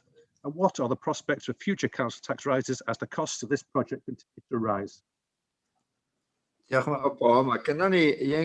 you very much, Paul. got one other speaker wishing to come in. So while you're thinking about the response to that, can I ask Councillor Glenn Swingler, please? Yeah, thank you. I think the first thing to mention here, as well, let's back Paul up on this one. Yeah, Plaid Cymru are the only ones that spoke on this, and we are the only ones that voted against it, and I'll continue to vote against. But I'd like to thank some of our community and town councils who seem to have been able to either limit their raises of their precept, or in some cases have cut the precept. And that's very, very welcome news for those in society that are going to struggle going forward. As I said before, I voted against in the past. I'll continue to vote against now. Thank you. Thank you, Glenn. Do you wish to respond, Julian or Steve? Yes, I'll come in first if I may, Chair. Steve may want to add something on the specifics. Just on a procedural point, and I'm sure Gary will correct me if I'm saying something incorrect. Both Paul and Glenn were quite correct that they spoke and voted against the budget last month, as they were perfectly entitled so to do. But just on the procedural point, as we live in a democracy, it's the majority decision that was actually taken becomes binding on all members of the council, whether they actually voted for an item or whether they voted against it. So in that respect, we is the corporate we in terms of Denbighshire County Council's budget. That's what I was referring to. In terms of Paul's comments about Queen's Buildings, that is actually a bit of a red herring in terms of this debate, although I accept there are other items that were raised in the recent corporate governance debate that we had on the subject, because that refers to capital funding, which is allocated to a capital project and not revenue funding. And whilst we do use for a number of schemes revenue funding in order to support prudential borrowing, we talked about it earlier, the environmental programme of works that we're putting in place will be funded obviously from revenue funding. The Queen's Buildings element the Cabinet approved was actually capital and therefore has no relevance on the council tax increase that was actually put in place. The reasons for the council tax, I don't wish to obviously re-debate the issue that we had last month. The summary of what we actually put in the budget is in section 1 of appendix 1 to this report for information purposes, but you will see quite clearly what the council tax increase is going towards funding. It's going towards funding increased investment in schools, increased investment in both adult and children's social care. It's going towards funding the environmental works and the ash dieback that we were talking about earlier. And it's going to a number of other areas that you'll see detailed there. And that is what we're actually spending the additional funding on, all essential items. So I would have to dispute Paul's comments about it being frittered away on a project in Rill. Perfectly capable to have a debate, and we had a very good debate at Corporate Governance Committee the other week in terms of the funding of this particular project, and we will be going back again at a later date with regards to that particular project. Some capital projects do have issues. That is the inevitability of dealing with capital projects, and we have to deal with them as we get to them. And I'm sure that we might well get the similar question on the next paper, which actually deals with the capital elements. But in terms of the budget that's in front of you today, as I say, this isn't about our element of the budget. That debate has been and gone. This is purely about the legal formalities of issuing the council tax. So if you vote against it, you're basically saying you don't actually want us to comply with the law and send out a council tax bill to the residents. Steve, dach chi eisiau dod I mewn? Steve, do you wish to come in? Yes, just reiterate really about the capital element. The Queen's Buildings doesn't impact on the revenue budget. We have funded the overspend through capital receipts, all contained within the capital budget. We're not allowed to use capital receipts to fund revenue, so we have to abide by strict rules around the split between capital and revenue. I suppose the only other thing just to mention that, obviously it's all comparative, but the proposed council tax that rate that we're setting or proposing to set is just below average for Wales. So we're sort of, just to give you some sort of comparisons, we did a round robin, and yeah, so just to give you some feel of where we stand within the rest of Wales. Yeah, Steve, diolch yn fawr. Thank you, Steve. Paul, do you wish to come back with regards to those responses? Yeah.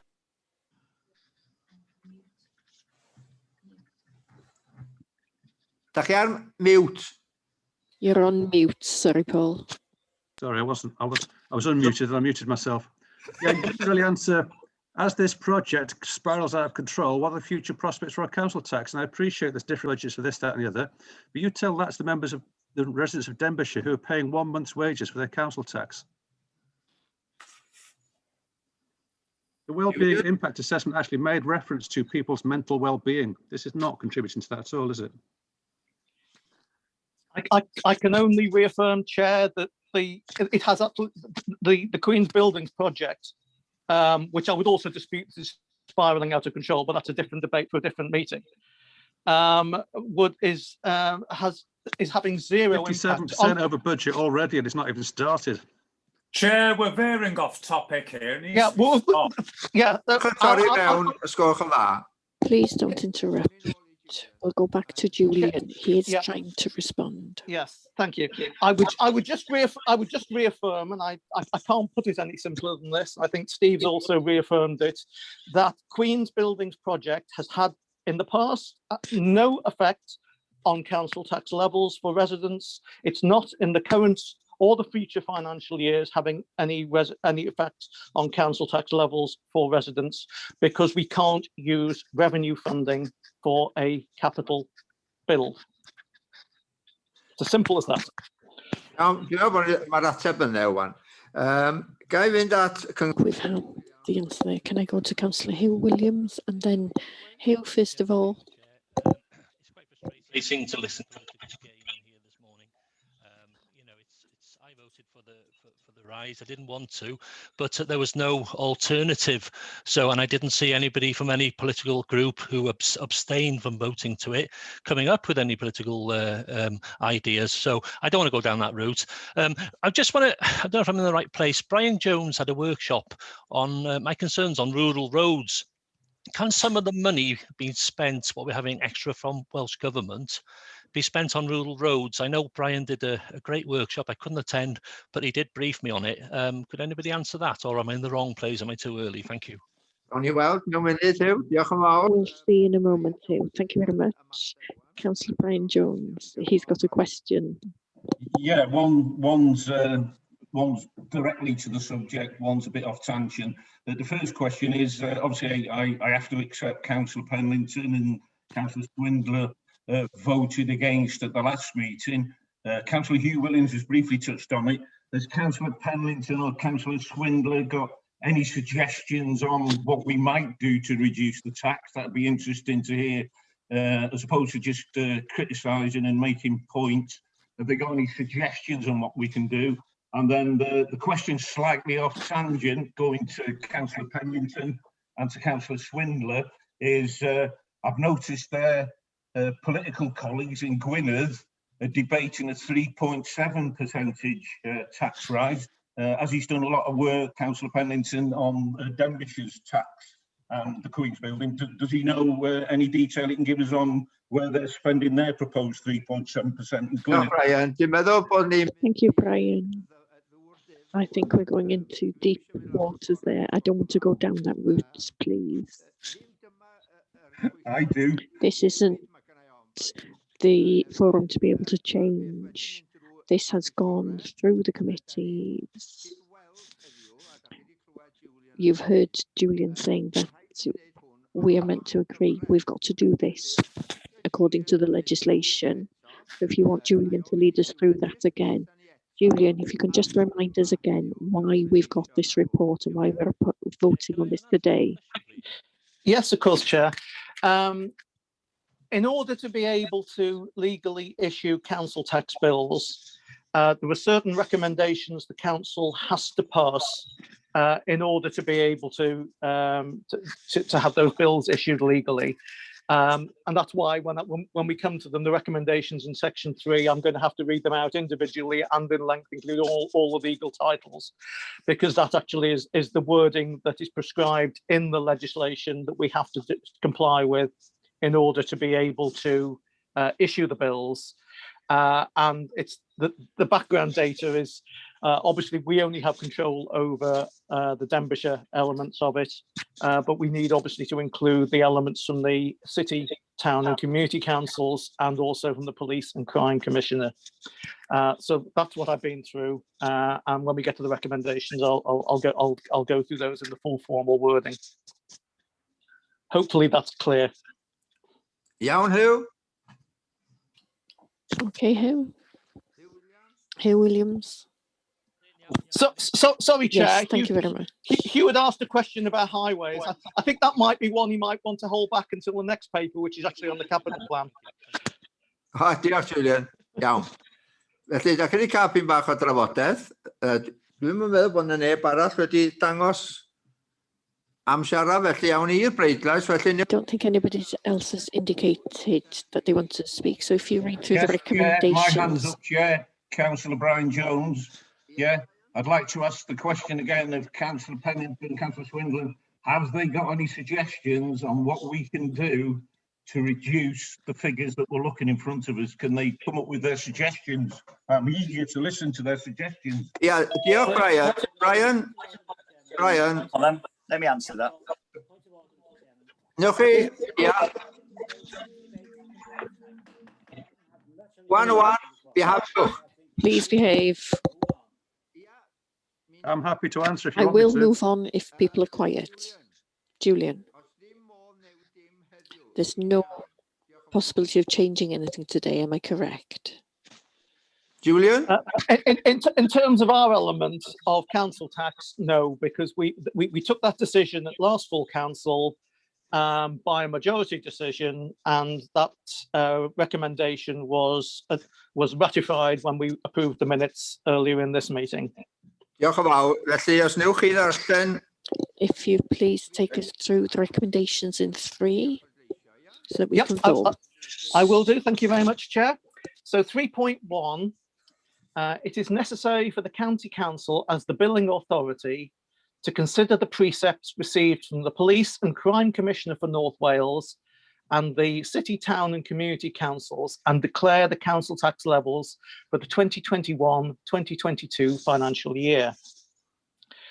3.2, it is recommended that the amounts calculated by the Council for the 2021-2022 financial year, in accordance with sections 32 to 34, part 1 of the Local Government Finance Act 1992, the Act, and alteration of requisite calculations Wales Regulations 2008, be as contained in Appendix A, Section 3.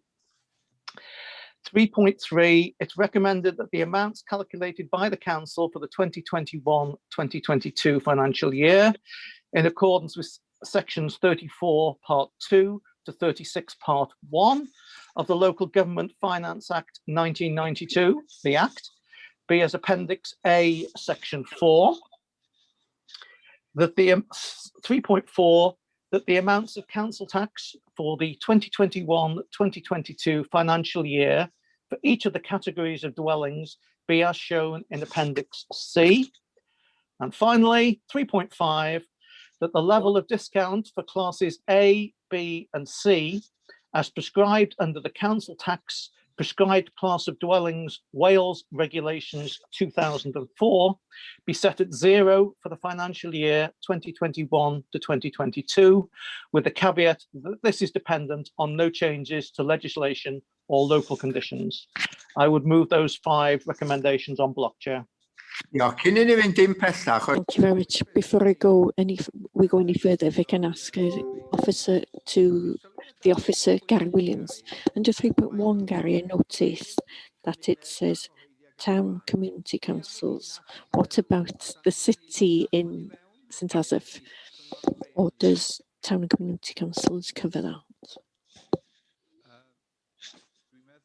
I think that the description of town and community councils is one that is legal. I know that we have got a city council, but it's totally appropriate for us to include the word city if we wish. But in law, St Asaph City Council is a town or community council. You've heard the explanation from Gary. Is there a seconder for the proposed? Councillor Hugh Evans has seconded this. So we'll go to the vote. We'll start in reverse order. Everybody who's against, please. Everybody who's against. Glenn, Rhys, Paul, dwi'm yn gweld neb arall. I can't see anybody else. Glenn, Rhys, Paul. So you've got the ones who are voting against.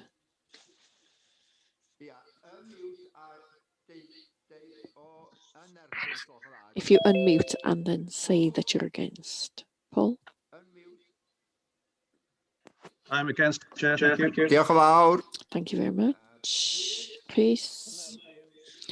Against. And who else was there? Glenn? Against. Dyna ni. Anybody else?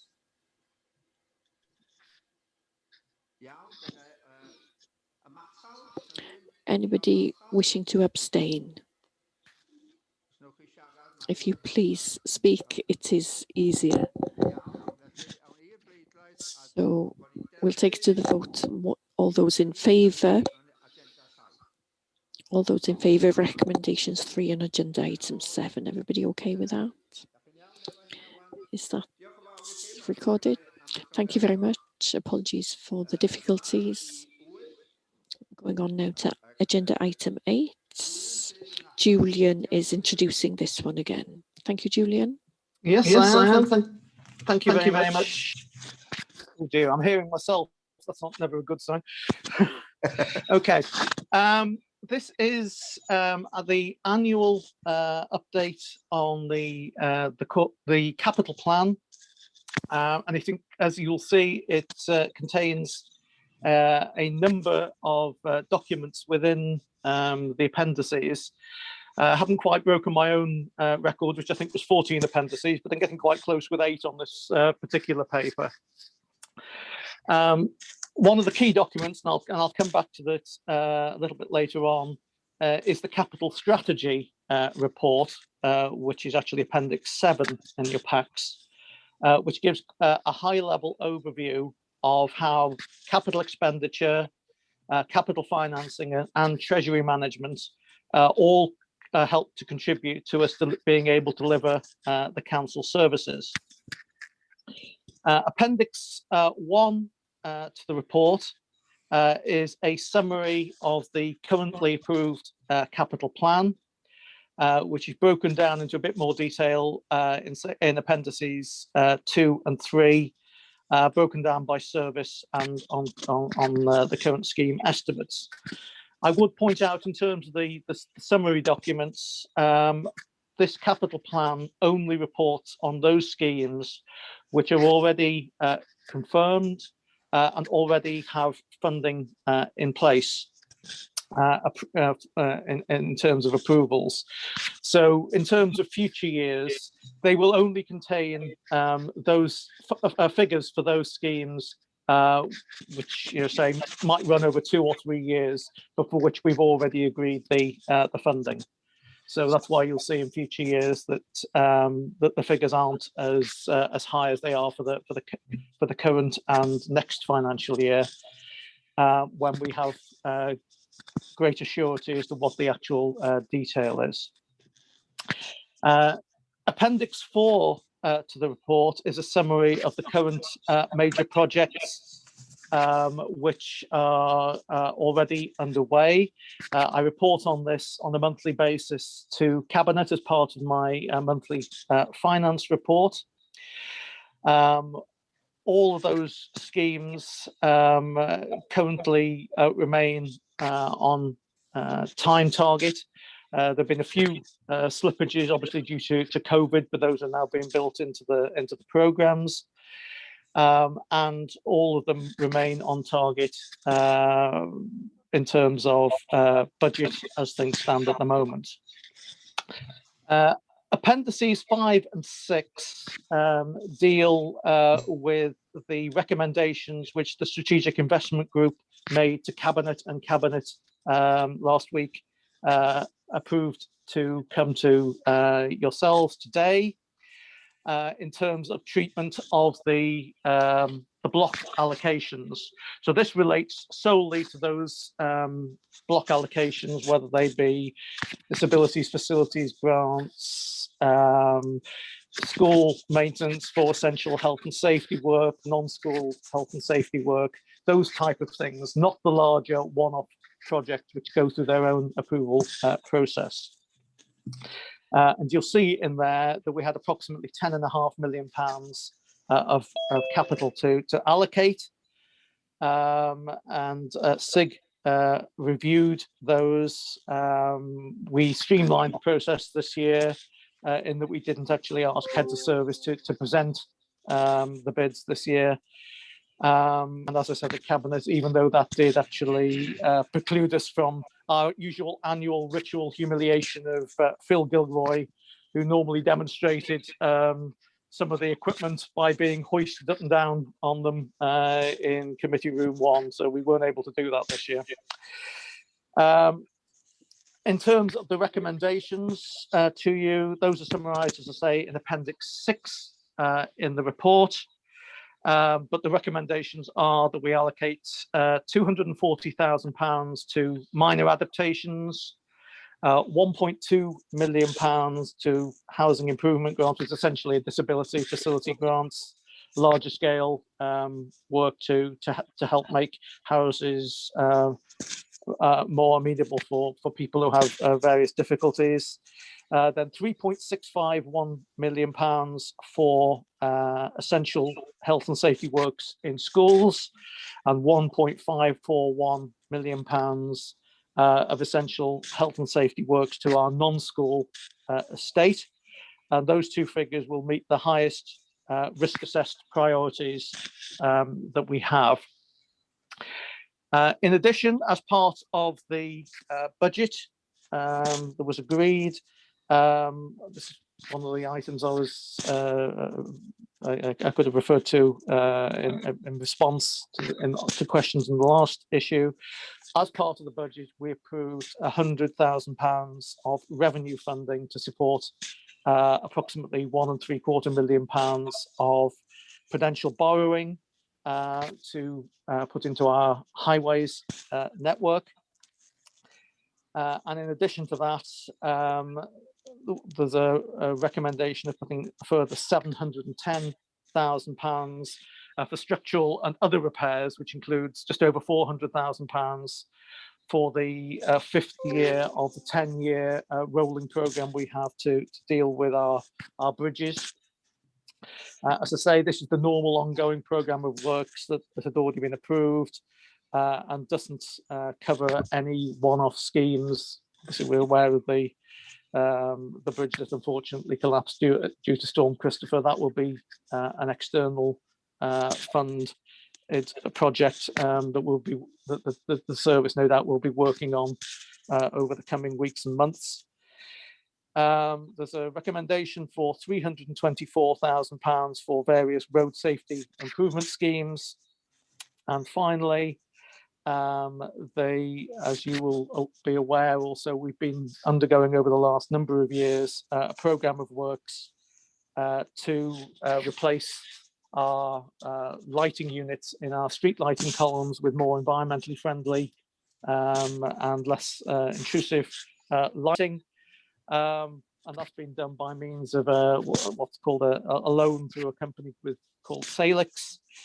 which is paid back over a 6-year period, essentially from the savings in the energy costs, which have been accrued from the changeover to the more energy efficient equipment. And the recommendation is we take out a further £185,000 loan for that. And the only other issue with regards to those proposals is that we would also be putting in a £500,000 contingency budget as per usual on capital schemes. Anything that's not used out of that is rolled forward into the following year's capital allocations, and a new £500,000 put into the plan. So those were the recommendations from Strategic Investment Group to Cabinet last week, and Cabinet agreed those to put forward in front of yourselves. In terms of the some of the detail, I just wanted to highlight on the capital strategy report, which is Appendix 7. It relates primarily in terms of some of the performance indicators. And there's a bit of overlap in some respects to the next report, which is on Treasury Management, because some of those indicators a couple of years ago were moved out of the Treasury Management report and put into the capital strategy report. So currently our outstanding debt is just shy of £242 million, which is well within the agreed operational boundary and authorised limit that we set in this report this time last year. The figures you'll also see within the report detail that the operational boundary for the next financial year will be set at 310 million and authorised limit at £305 million.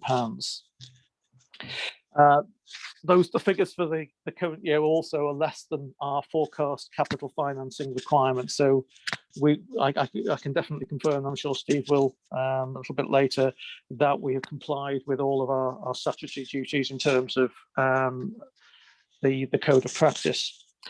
One of the other areas which I know members are always very keen on seeing, this used to be reported in the Treasury Management reports, now in the strategy report, is the performance indicator on the ratio of our borrowing costs.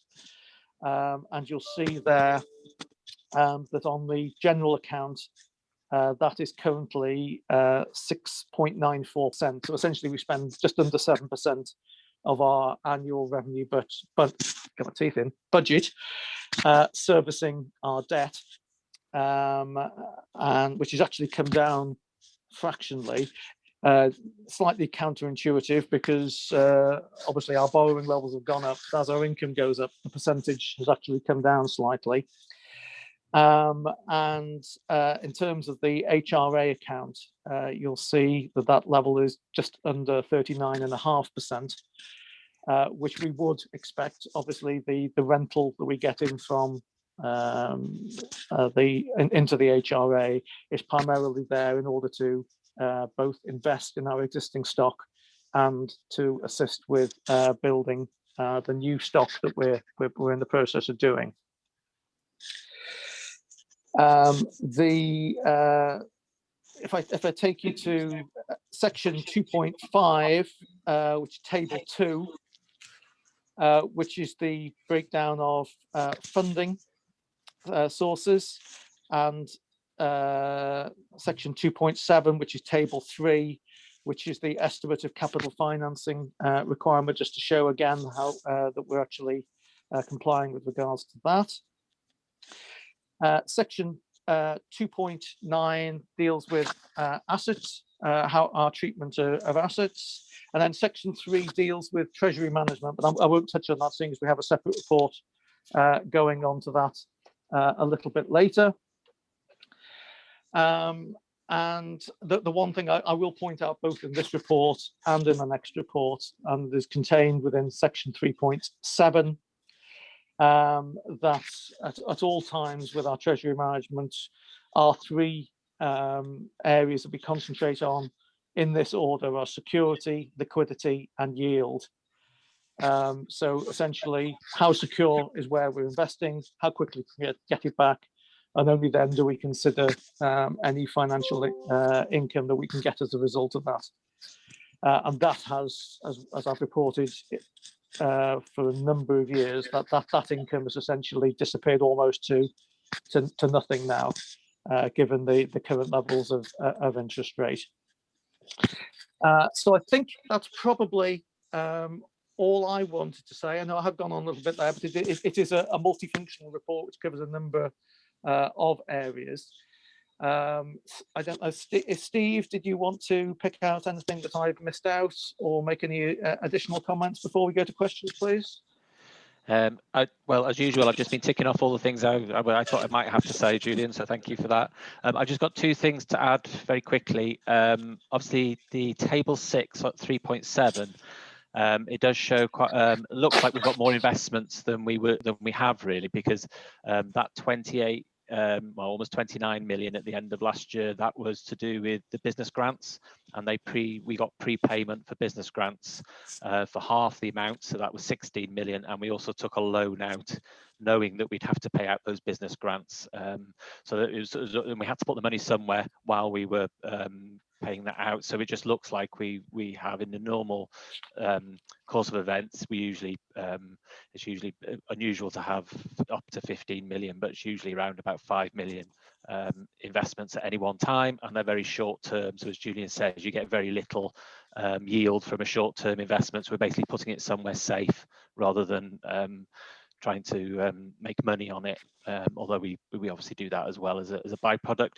And the only other thing I was going to point out was on Appendix 7, sorry, Appendix 5, we have the table that's on 1.1, Appendix 5, it's on page 135 of the papers, and that just breaks down the funding. The only point I'd want to make here is that out of that 10.5 million, for what we'd call sort of business as usual capital funding, you know, it's not some project that we want to go or build a new school or anything. This is just stuff that keeps our assets going, keeps our roads going, etc. Well, out of that 10.5, only 6 at the moment is coming direct from Welsh Government as part of the settlement. So you can see there we're finding £2 million almost for highways through prudential borrowing. So that's unsupported borrowing. So that does impact on our revenue budget. And we're also looking at obviously capital receipts, which is the most of that 2 million is capital receipts we've received in year that we can then apply and bolster our capital strategy. So it's just sort of to bear in mind really that yeah, we need to look at how we fund our business as usual capital going forward as well, because we don't get enough from Welsh Government as part of our base budget. Thank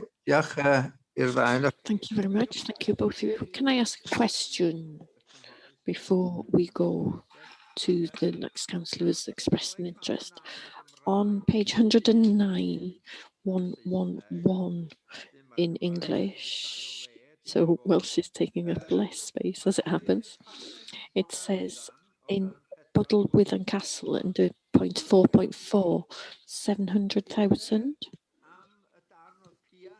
Is that for the piece of the castle that we owned? It sounds rather low. If you can give us a little bit of background, please. Julian, you're going to respond?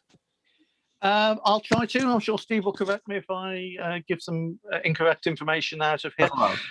You'll be aware, because it's been ongoing for a number of years, that we within the contract terms of the lease that we had originally with whatever they're called, they've just been taken over again, I think. So what was Bourne Leisure, Warner Leisure, whatever you want to, whatever they're called today, who ran the hotel, they had the right to exercise an option to buy that element of the building, which they exercised, and that is the net income result from that, because that was exercised and the money came in not that long ago So that's what that's in relation to. That was the contractually obligated net figure that was involved. I think I'm right, Steve, with that.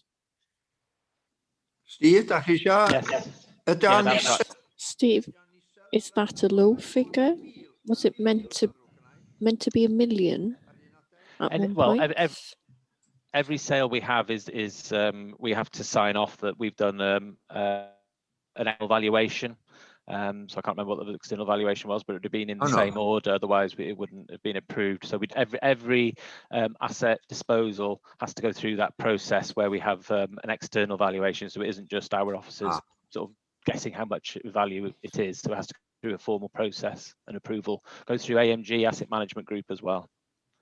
Diolch yn fawr iawn, Steve. Thank you very much, Steve. We'll go to Councillor Bobby Feely with a question. Thank you, Chair. Just one question, Julian. Of recent weeks, we've had some fairly severe flooding conditions, and I presume there will be works needed, whether it be on the roads to repair the damage done to the roads, or indeed new flood defences in certain areas, including the one I represent in Ruthin. Will there be money put aside for these projects out of the budget? Will that be a problem, or is there a contingency fund set aside for this sort of work? Yeah, Julian. Okay, do you want me to answer that, Chair? Yeah, okay. There's a number of, as you say, a number of areas where we suffer damage, and unfortunately, it's becoming the norm these days with the extremities of weather. As I say, the information that's in the report that's in front of you today deals with the routine day-to-day stuff. What it doesn't deal with are those exceptional circumstances. Like the most extreme probably would be the bridge to collapse, but there were a lot of other extreme impacts that have been had. There are Welsh Government funding streams that are available to deal with, I call them one-off items like that, but as I say, they're becoming more frequent than one-off, to which we obviously always apply for whatever we believe is eligible, and that goes through the various approvals process that the Welsh Government actually have to take us through. In addition, some of them, as you say, if they're going to be a new programme of works to improve flood defences, would need to become an additional bid that would need to go through the process separately. They wouldn't be treated on this. This report primarily deals, certainly in terms of the new allocations recommendations, it deals with the routine day-to-day business as usual work, not the exceptional work. Those would be dealt with outside of this and will be dealt with on an individual basis. I gather that I did gather that, Julian, but I just thought, it was a general question about contingency available in these sort of crisis situations, because obviously it would be unsatisfactory for people who were badly affected to have to wait whilst we acquired the appropriate funding for whatever is very badly needed. I mean, I can't speak on specifics, obviously, because it's outside of my expertise. But usually, schemes of that nature require you can't just do them overnight. They have to be designed. They have to go through a process. So that allows us then to submit business cases and get the appropriate funding put in place. I think Graham wanted to come in, Chair, as well. On that. Hello, Graham Bowes. If I can ask Graham Bowes to come in, please. Deal, Chair, as well, just to add to Julian's answer there, it's some of the defence works around rivers, etc., are not our responsibility, of course, and are the responsibility of NRW. So we're working with our colleagues in NRW in the Ruthin case, because the defence there of the river overtopping is their responsibility. And so hopefully we're working with them, so they have a capital plan to do the necessary work there to make the improvements that are required to prevent flooding in the future. So it's a bit of a complex issue where we as a council are responsible for certain flooding things, and as Julian has mentioned, therefore we will need to kind of plan for those, and other flooding requirements or works are the responsibility of NRW, but we'll work with them and we'll work with the local members as well to keep them updated on the work of NRW. Just hopefully that's helpful, and particularly in the Rithing case, the flood defence works on the river there, NRW's responsibility. Thank you. Iawn, Bobby? Thank you very much, Graham. Okay, thank you, Chair. Na i ddod ata chi mewn munud. I'll come to you in a minute, Errol. Hugh Williams is next. Councillor Hugh Williams. Thank you, Mary. My question really in Bobby's answer, but I'm intrigued to know what Brian Jones has got as an alternative for rural roads as well. There was a workshop, and I'm just interested to see if we can use any of this extra money from Welsh Government. I've got roads in Llanganafel which are becoming dirt tracks. Thank you, Chair. Diolch yn fawr. Un cwestiwn arall. Thank you very much. One further question. Councillor Martin Holland. Martin. Thank you, Mr. Chairman. In some ways, it's very similar because, you know, as a rural member, we have a lot of unclassified roads, C roads and B roads that are in an extremely poor state. And sadly, after the recent heavy rains, many of those have been washed away. I've also got concerns because we're looking at the bridges in our rural areas. We know some time ago that we were talking about £11 million worth of repairs. We have done some of that, but I think there's still a substantial amount of money or capital required to secure some of those bridges.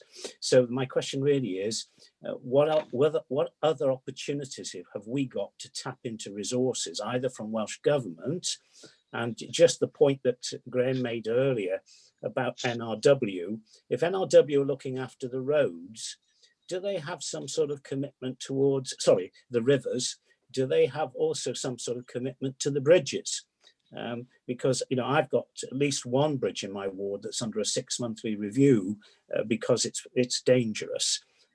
So is there any other avenues to get capital for some of these major projects?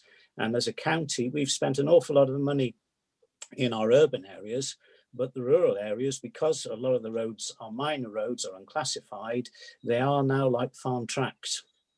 Diolch yn fawr. Martin. Thank you, Martin. Errol, do you want to wish to come in now? And we'll get the responses. Councillor Errol Williams. Thank you, Mr. Chairman. Graham said that NRW is responsible for the rivers.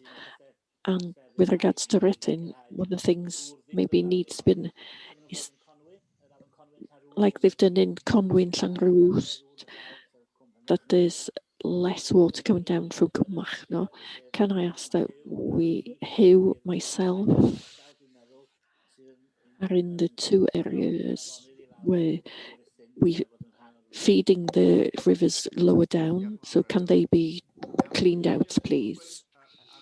Who wants to start on the responses, please? Julian, do you want to make a start? Okay. I'll try and kick off. I'm sure I know Graham wants to come in on part of it. I'm sure Steve will probably want to come in as well, and maybe other lead members might do, seeing as we're crossing over into some other lead members' territory here.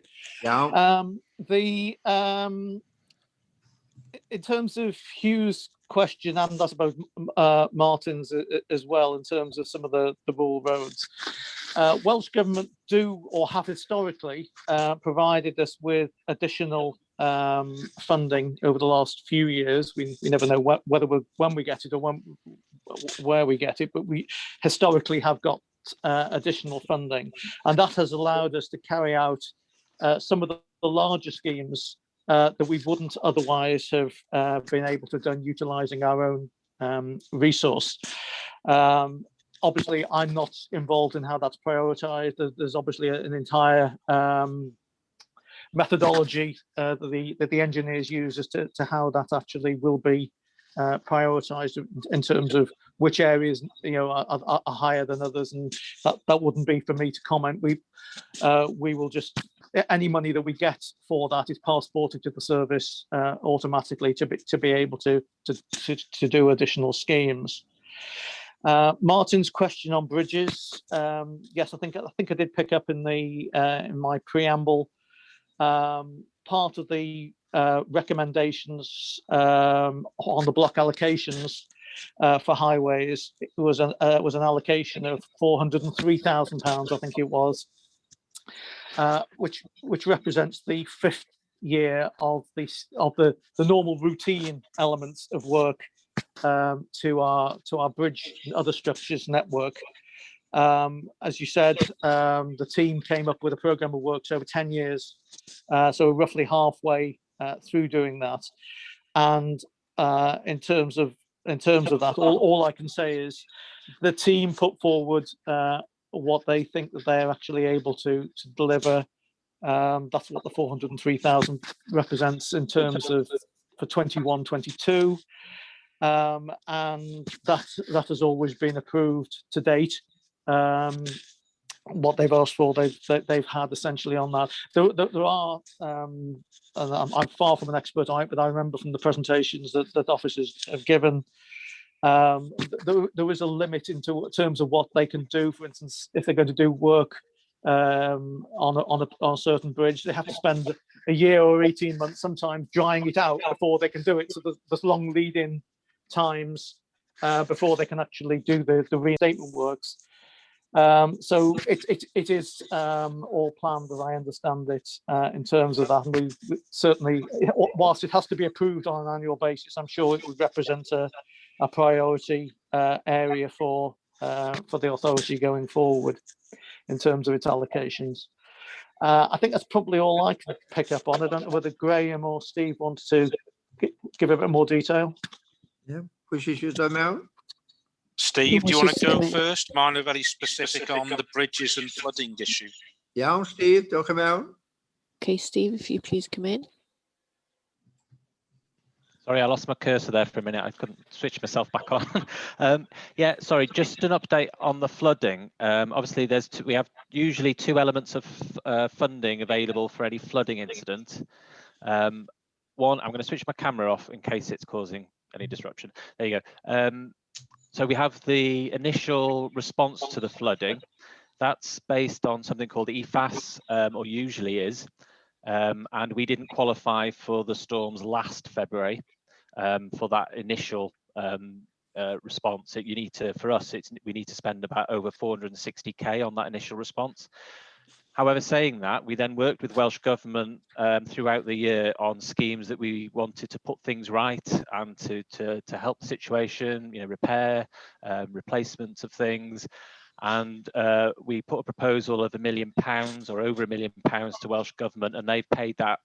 We just got confirmation in the autumn, and we have actually received that money. Now, the same process is going on with the flooding that's just happened here a couple of weeks ago, except for the fact that they have actually relaxed the EFAS threshold limit. So they're saying that anything over 30,000 we can claim for, and we're going through that process as part of the COVID hardship claim process. So we're currently doing that, and we've got codes set up, and we're reporting all that expenditure. Obviously, the bigger impact this time in financial terms wasn't the initial response. It's actually the damage that's been done, which is a lot. But from what I've seen, the figures are a lot more significant than it was last February. But we are going through that same process with Welsh Government. Tony Ward's team has prepared a list of all the schemes that we need to do to rectify, including bridges, etc. And we've just sent that off to Welsh Government. So we're currently at that early stage of negotiation with Welsh Government to find out actually how much help we'll be getting. So obviously we'll need to react to that response. If they say, depending on what they say, if they're going to fund it all, fantastic. If they're not, we'll then have to review how we react as a council and how much we want to fund ourselves from reserves, etc., or capital receipts during the year. So it's very much at an early stage on that. And I suppose the only thing just to mention is that the final settlement is due at the beginning of March, and we're expecting that in that final settlement, we will have details of what funding will be available for COVID, and that might appear unrelated, but what that means is that might free up funding for other things if we know that we're definitely going to get some continued help for loss of income and etc. for COVID. So that might free up some resources to prioritise for highways etc. or flooding. So just a bit of context there. Thank you very much, Steve. That's very comprehensive.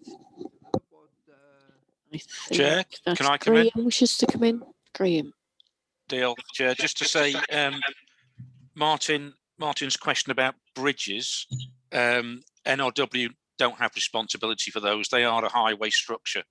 So as Steve has said, that's for us to resolve the maintenance of the bridges through our own capital allocation and through any funding we can get from Welsh Government. So it's not an NRW responsibility. We would take the lead on that. And I think Councillor Errol Williams raised the point. Yes, the physical engineering works, if you like, to flood banks to stop them from flooding, NRW responsibility. General river maintenance, in terms of, people talk about dredging, etc. Again, NRW's responsibility or the adjacent landowner's responsibility, and they would need the permission of NRW to do any works. So our involvement on those two things are fairly marginal.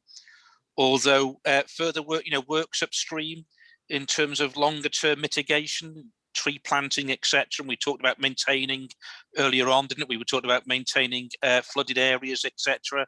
higher upstream. They can be quite important factors. And of course, we have a role to play in that in terms of land maintenance, etc. And just for members' information, of course, on all these flooding issues, without taking up any more discussion today on the budget issue, the budget agenda item, is Scrutiny have set up a task and finish group to look at flooding, which will involve members, officers, multi-agency, colleagues from NRW and Welsh Water, etc.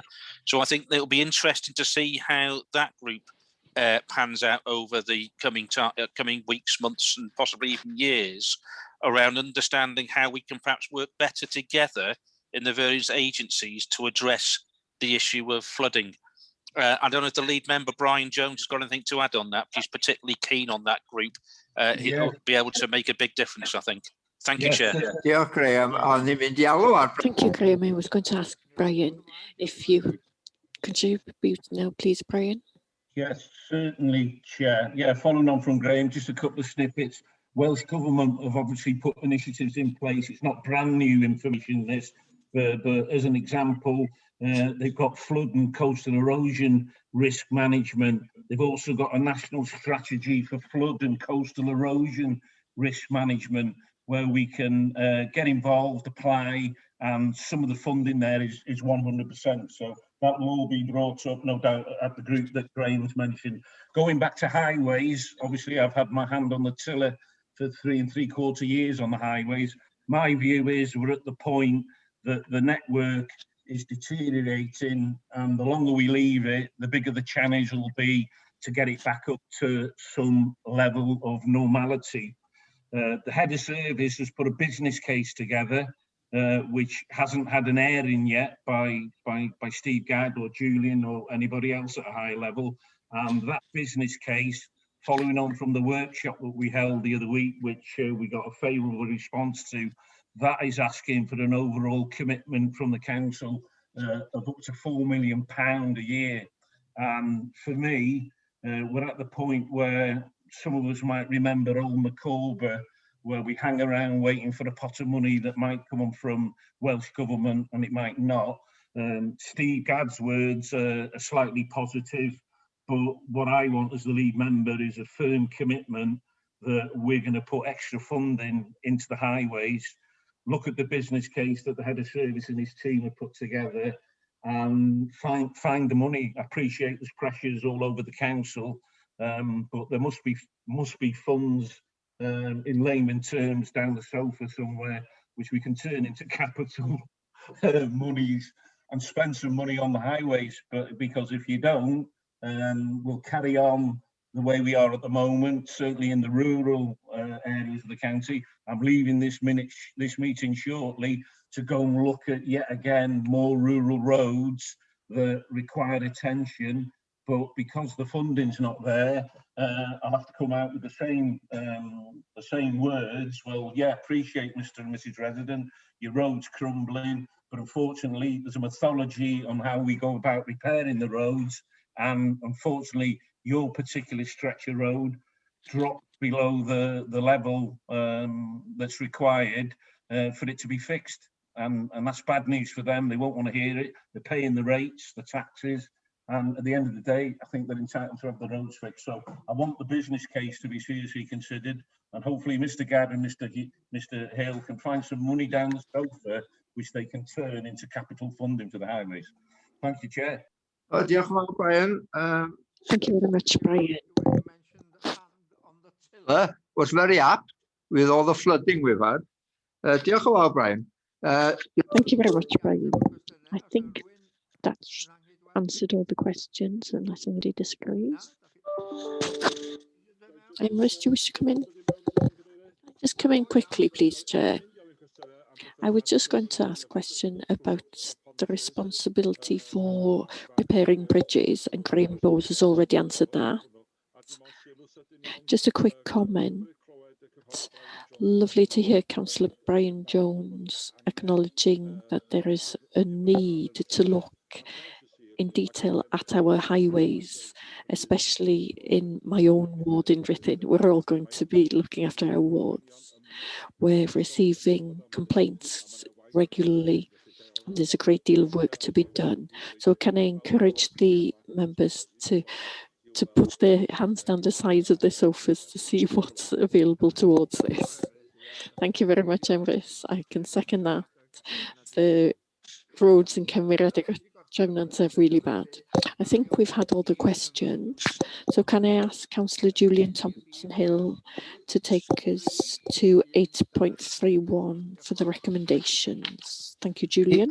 Yeah, thank you very much, Chair. Just before I take it to the recommendations, obviously, as Brian has intimated, I'm aware there's this business case going around that will have to go through the normal approval processes.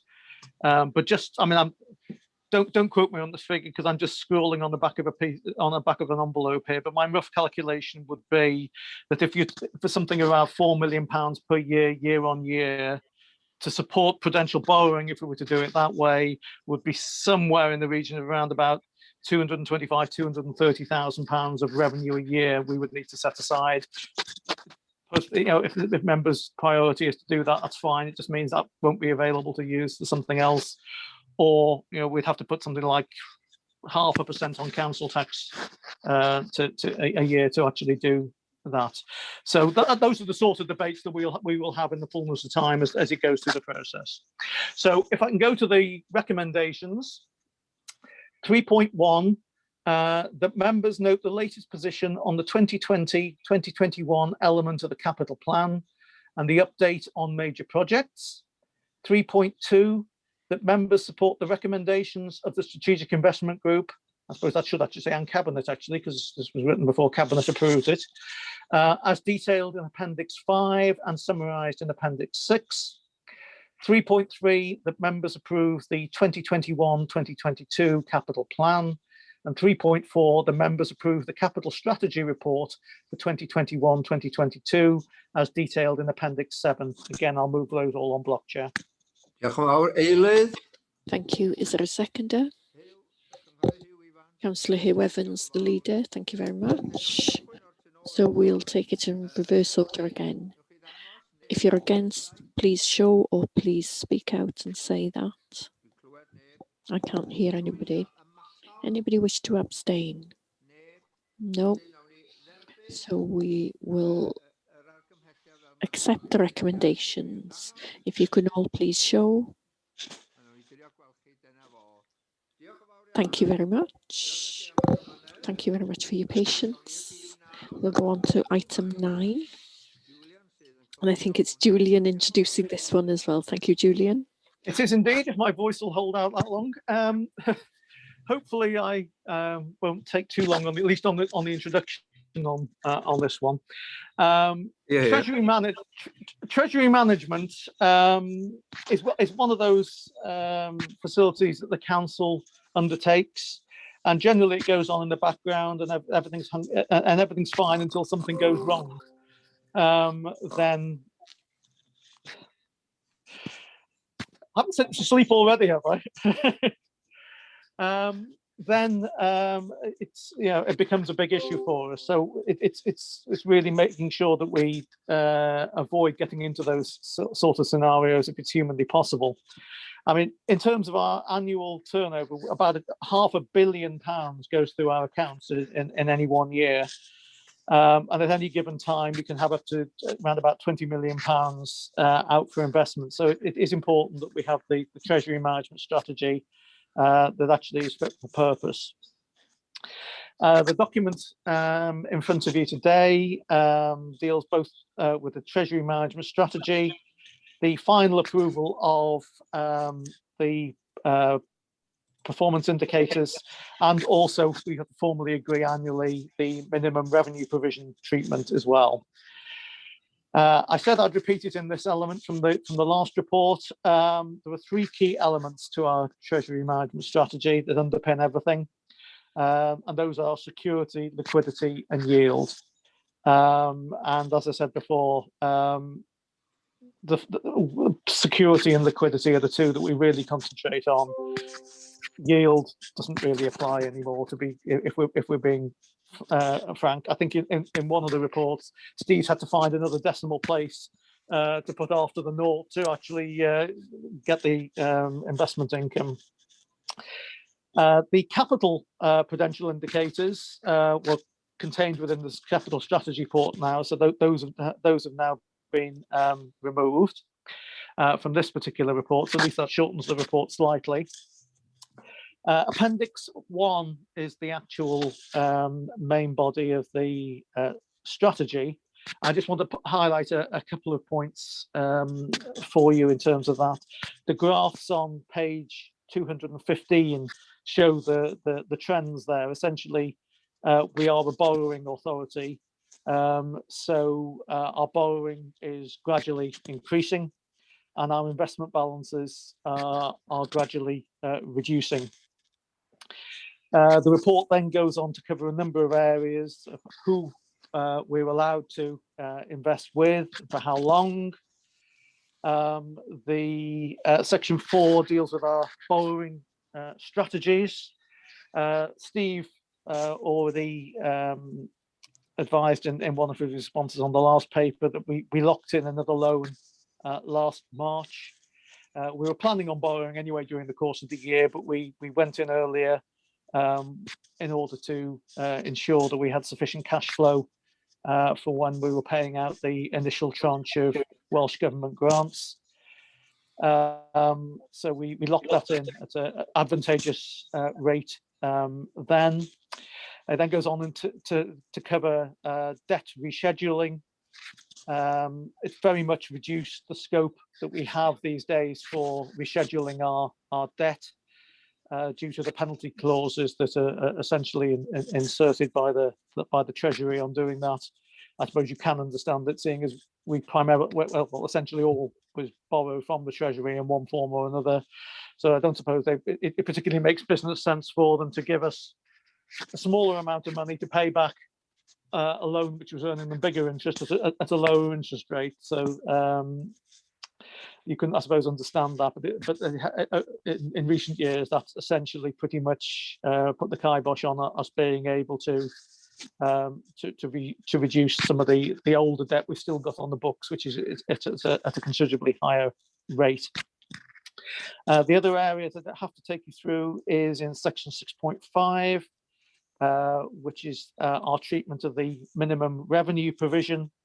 You may well remember that about 3 or 4 years ago, I think it was probably now, we changed the methodology. There are a number of methodologies that we can utilize to the asset life method. And that was made a significant financial saving to us in the year that we made that transition. And the recommendation is that we retain that methodology.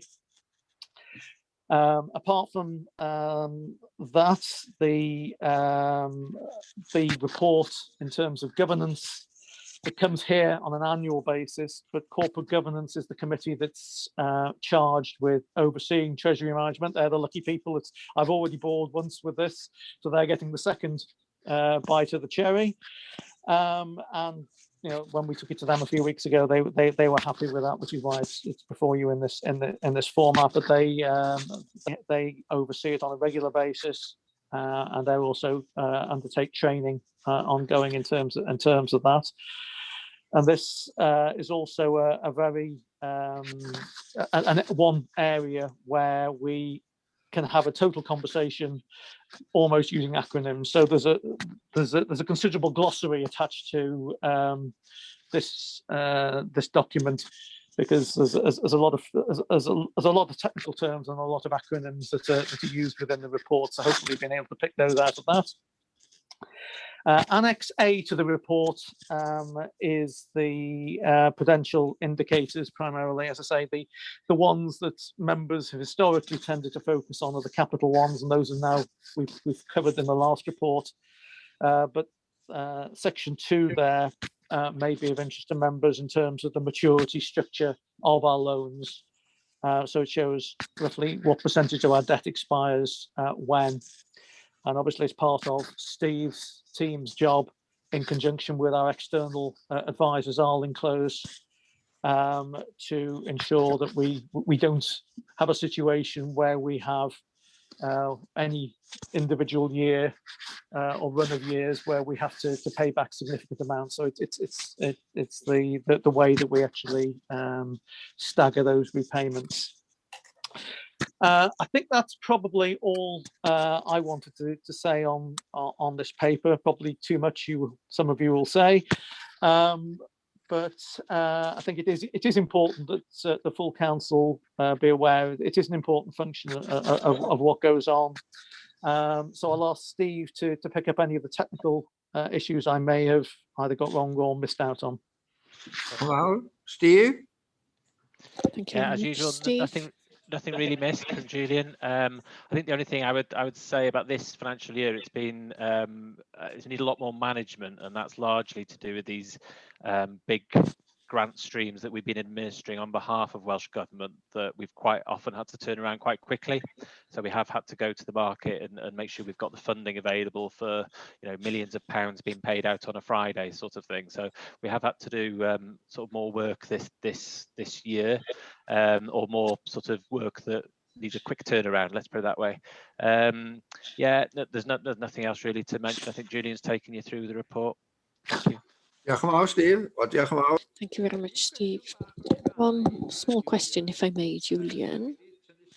You've drawn attention, I think it's page 215 in English. The borrowings are going up, and then below the investments are down. Is that a healthy situation? Or is it time for us not to borrowing anymore? What do you think? Okay, that's a perfectly legitimate question, one we normally get at this sort of time, yeah. And it does overlap with the last report as well in terms of the capital indicators and the ratio of our borrowing costs. I suppose that's the issue.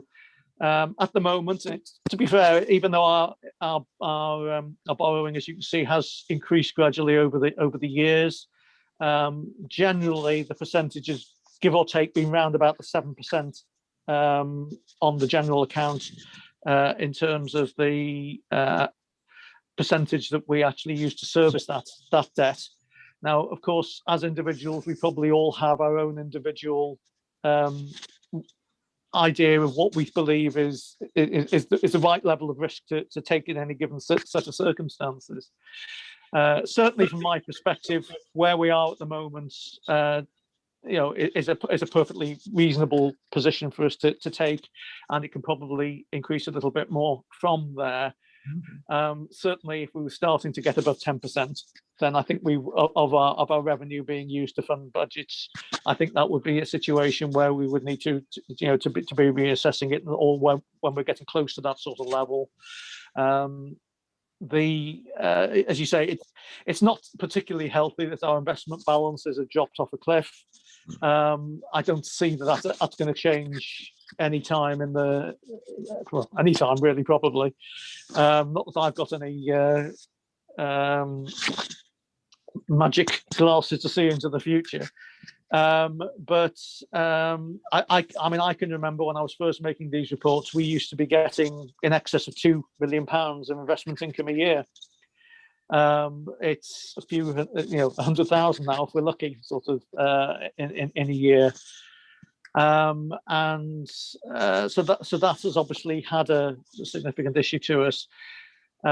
We do tend to have less money. We went through a phase where we had some resource ourselves that we were holding. So rather than borrow it, we essentially borrowed off ourselves.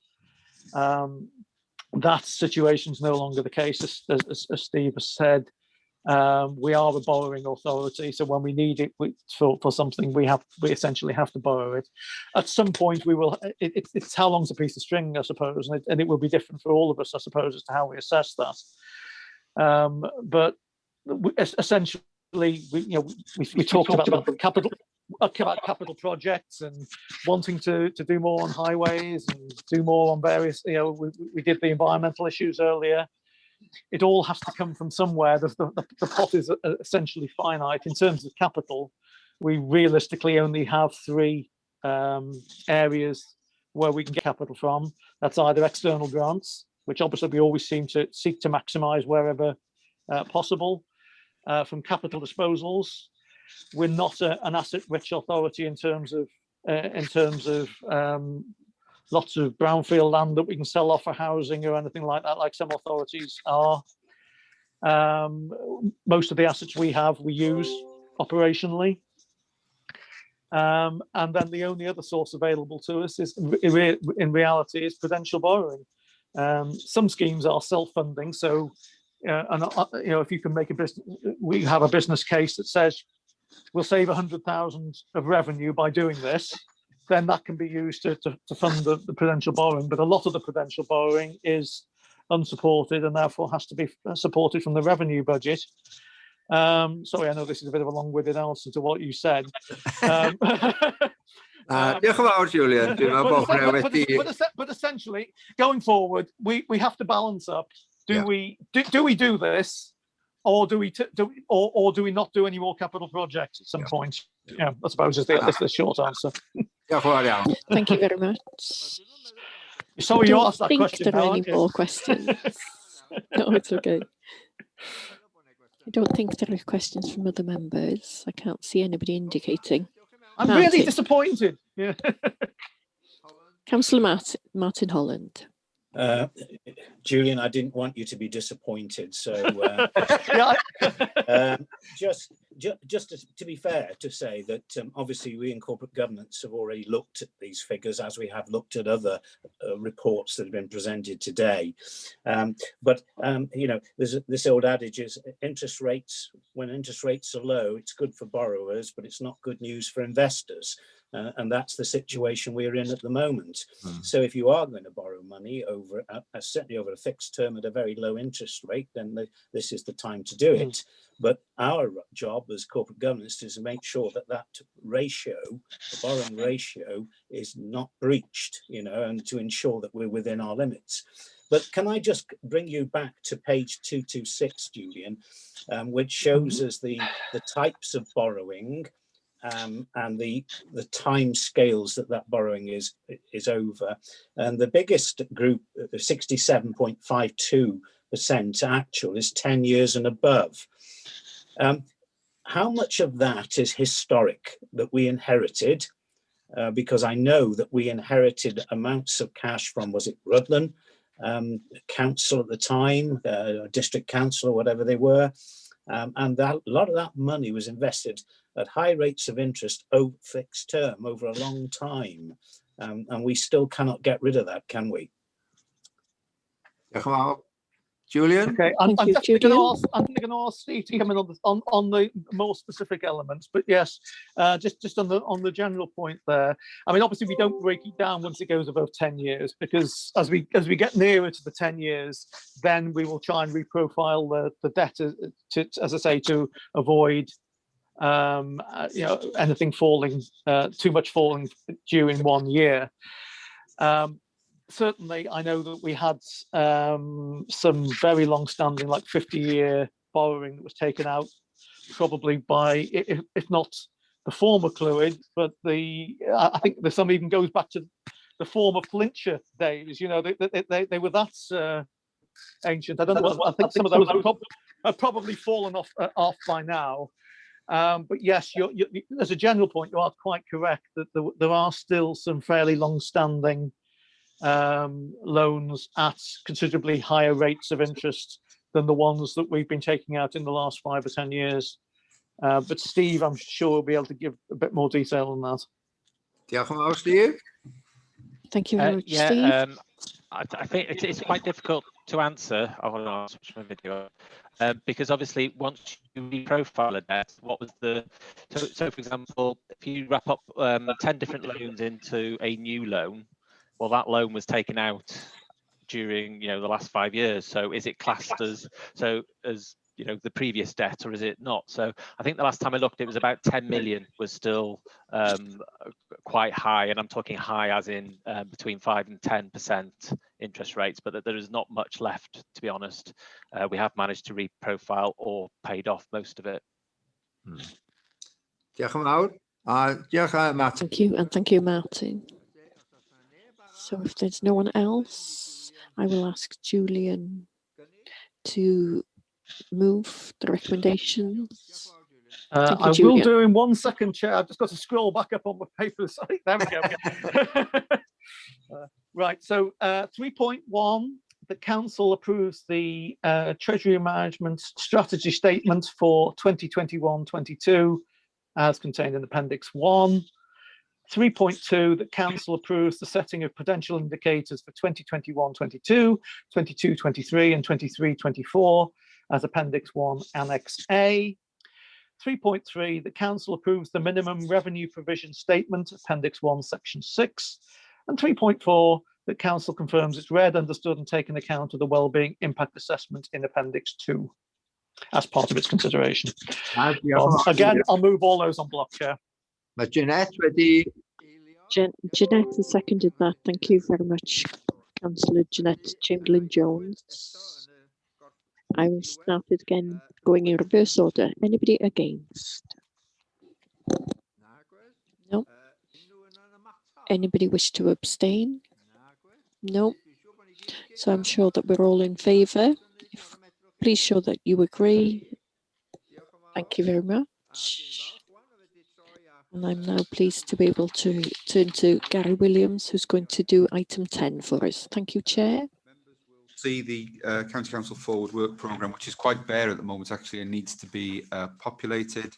The next full council meeting is scheduled for the 13th of April, and we'll be having the usual report there relating to the arrangements for the election of Chair and Vice Chair. So we'll be seeking from group leaders nominations for the role of Vice Chair for the coming year. As members are aware, under the emergency coronavirus legislation, we were allowed to roll forward the terms of office of the Chair and Vice Chair from last May, but we do have to appoint or elect a Chair this coming May. And then at the annual council, there will be a number of reports that should be in the Forward Work Programme there, but are not at present. I'll chase that up. So that's it, Chair, unless there are any questions. Diolch yn fawr. No, diolch yn fawr. Thank you very much. Anybody propose that we accept this? Thank you very much, Anne Davis and Peter Scott seconding. I'm sure we're all in agreement. Can I thank you very much for your patience? It's been a long time, but thank you very much for your patience with me. Please stay safe. And can I thank the officers also, and to Sandra Williams, the translator, for her work. throughout the meeting. It's not easy when I'm blabbering on here in Welsh. She does excellent work. Thank you very much. Thank you all very much. Goodbye. Bye.